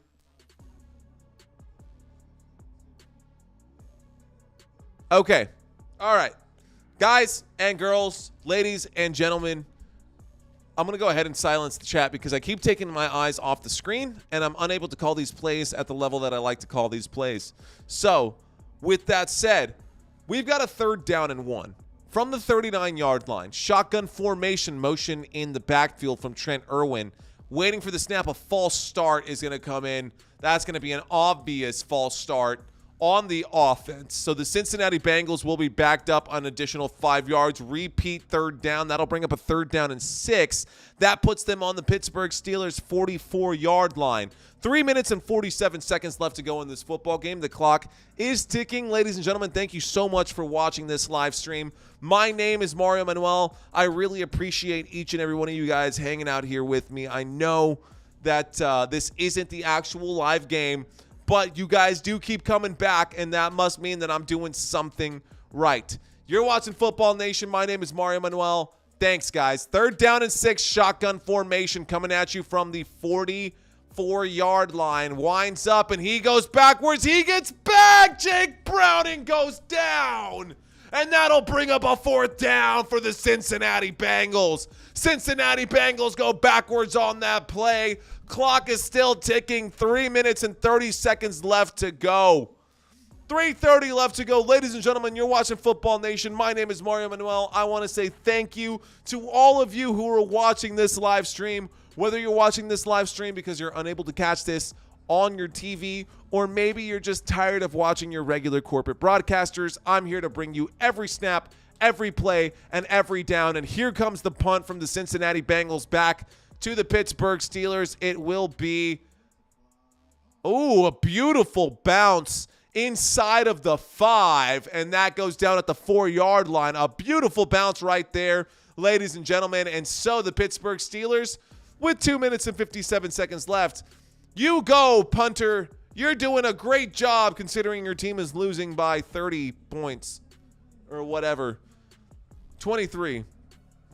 Anyways, what I was saying before I got rude and snippety about the Cincinnati Bengals, it is support from viewers like you that make this channel possible.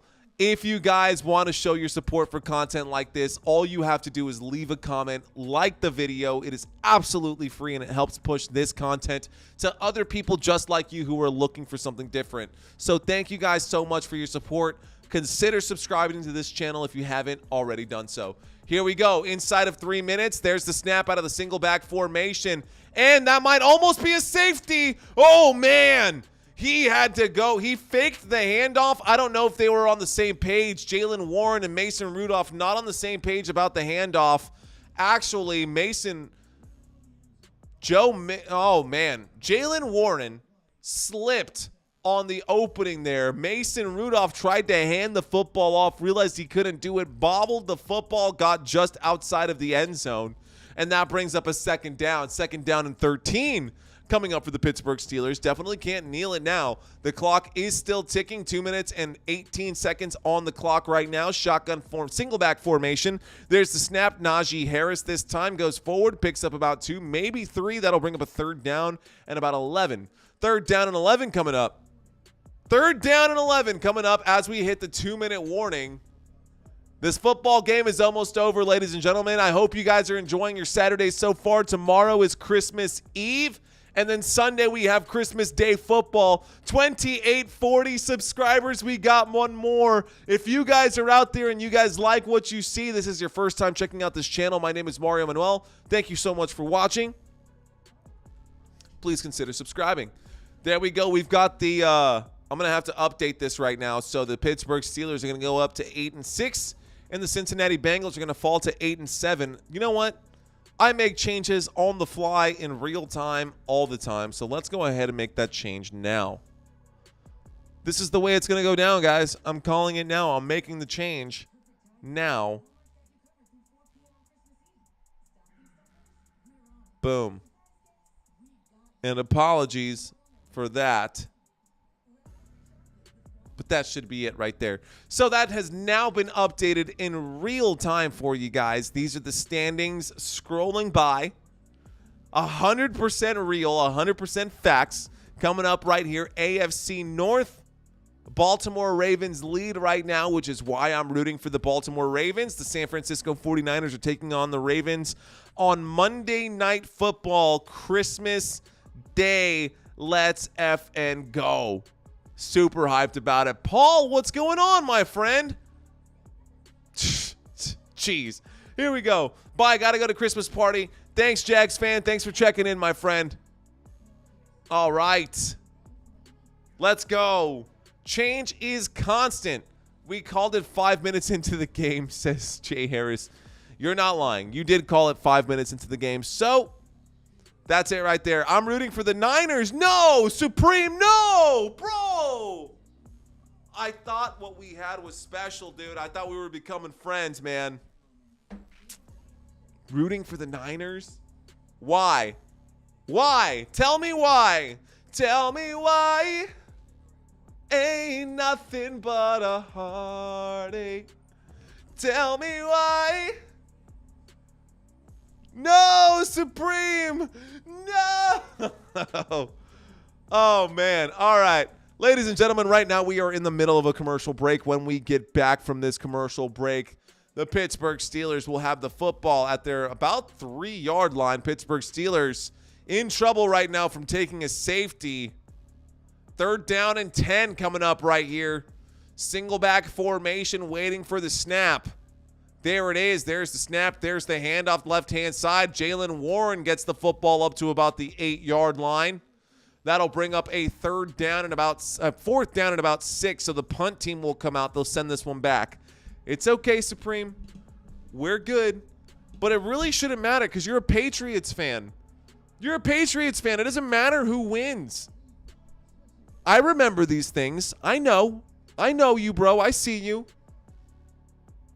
Supreme Science is a Patriots fan, and at this point, he's still rooting for the enemy.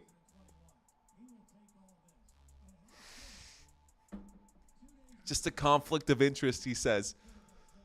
All right, 4th down and 6, waiting for the snap. Pittsburgh Steelers going to kick this one back to the Cincinnati Bengals. Did someone seriously call a timeout when there's a 23-point lead? I hate the Ravens, he says. Dude, that's fine. I hate the Eagles. I get it. I'm with you. I honestly don't hate any football team. I'll root for the Eagles. I like the Eagles. I think they've got talent. It's just fun as a Cowboys fan to be able to jostle and jest with another team or whatever, what have you. Anyways, ladies and gentlemen, so a 4th down right now. The Pittsburgh Steelers, with 1 minute and 15 seconds left, are going to kick this football back to the Cincinnati Bengals. Not going to really make a difference. That's totally fine. Ladies and gentlemen, this will probably be the final score of the game. You need a fedora to go with your jacket. Ew, gross. Here we go. There's the kick back to the Bengals. That takes a bounce. Goes up just shy of the 50. 48-yard line. A fedora. Would that make me look fedorable? Get it? Fedorable? Okay, all right, I promise. Please don't leave. Please don't unsubscribe. Here we go. All right, 2,840. Ladies and gentlemen, we got about 1 minute left in this game. This will be your final score. I would be shocked if the Cincinnati Bengals actually put up some more points. 1st and 10. 1st and 10, Jake Browning, shotgun formation. 2 wide receivers left. That's going to be a handoff to Joe Mixon, who goes up the middle. Ends up picking up about 12 yards. That'll be the biggest gain of the day for Joe Mixon. That'll bring up a 1st down. So 1st down for the Cincinnati Bengals. 1st down. Ladies and gentlemen, you guys are watching Football Nation. Hey, if you guys have questions about football, you have questions about the positions in football, stick around after this. I'm going to drop a quick video for you guys. This one will be about the defense. I'll keep making more content for you guys. I swear. I pinky promise. Here we go. A 1st and 10. Shotgun formation. Once again, Jake Browning hands this football off to Joe Mixon, who takes that inside the 35. I honestly feel like Pittsburgh took their foot off the gas. They did. They did, and that's okay. So that's players pushing each other back and forth. Flags coming in right now. With 8 seconds left to go. 7, 6, 5. The clock is still ticking. I don't think they're going to... And so the clock is still ticking. That is the end of the football game. Clock has expired. The final score, according to the stat line above my head, Pittsburgh Steelers win this game 34-11. 34-11. That is the end of the game. That is the final score. And the Pittsburgh Steelers will win this game. Ladies and gentlemen, thank you guys so much for watching Football Nation. It's just a simple Saturday, but tomorrow, we've got Sunday football, the Dallas Cowboys. How about my Cowboys going up against the Miami Dolphins? Ladies and gentlemen, thank y'all so much for watching this live stream. Thank you guys so much for watching. Thank you guys so much for hanging out with me. It's been an absolute pleasure as always, guys. Y'all are awesome, and I cannot wait to see you guys tomorrow night. Ladies and gentlemen, My name is Manuel. As always, I am your host, and I really appreciate you guys hanging out with me. For those of you who have questions defensively, stick around. For the rest of you guys, I will see you guys tomorrow. It's been an absolute pleasure. What's going on, Kyle? Thanks for checking in. Much love, guys. See y'all tomorrow. Thank you, guys. On defense, there are two main defensive line positions: defensive tackles and defensive ends. There are also two other sub-positions, and those are the nose tackles and the edge rushers. Not every team uses these sub-positions, so I'll go over that in a different video. Defensive tackles will usually line up somewhere opposite of the offensive guard, either straight across or over one of their shoulders. Defensive tackles are typically responsible for rushing through either the A gap or the B gap, and their main job is to clog up the running lanes in the interior of the offensive line. Defensive ends line up further outside on the line of scrimmage. The main difference is that defensive ends are quicker and more athletic. On passing plays, their job is to get into the backfield and cause as much disruption as they possibly can. On running plays, their goal is to not let any ball carrier get to the outside of them. Defensive linemen are some of the toughest players on the field. Behind them are linebackers. Linebackers are often thought of as the leaders of the defense, especially the middle linebacker, who's responsible for calling the plays. Typically, there are three linebackers on the field: a Sam, a Will, and a Mike. Together, they have to cover receivers, tackle ball carriers, and make game-changing plays. On the outside of the defensive formation, we have the cornerbacks. Their main task is to cover opposing receivers and either prevent a catch or intercept any pass that goes their way. To be truly effective at their position, cornerbacks need to know how a wide receiver operates. The best cornerbacks have great instinct because there's no way for them to know what route a receiver is going to run, so they have to anticipate the plays and react as best they can. And when all else fails, you still have the safeties to rely on. The safety is one of the most challenging positions in all of football. This defensive position can be considered a hybrid between a linebacker and a cornerback. They're literally the last line of defense for a team. Their role on the field offers a vital layer of protection to a team's defensive scheme, contributing to the overall success of the game. So far, we've covered offensive positions and defensive positions, but there's still a lot more that we need to go over before you're ready to hit the field or call a live football game. So be sure to like this video and follow my channel for more Football 101.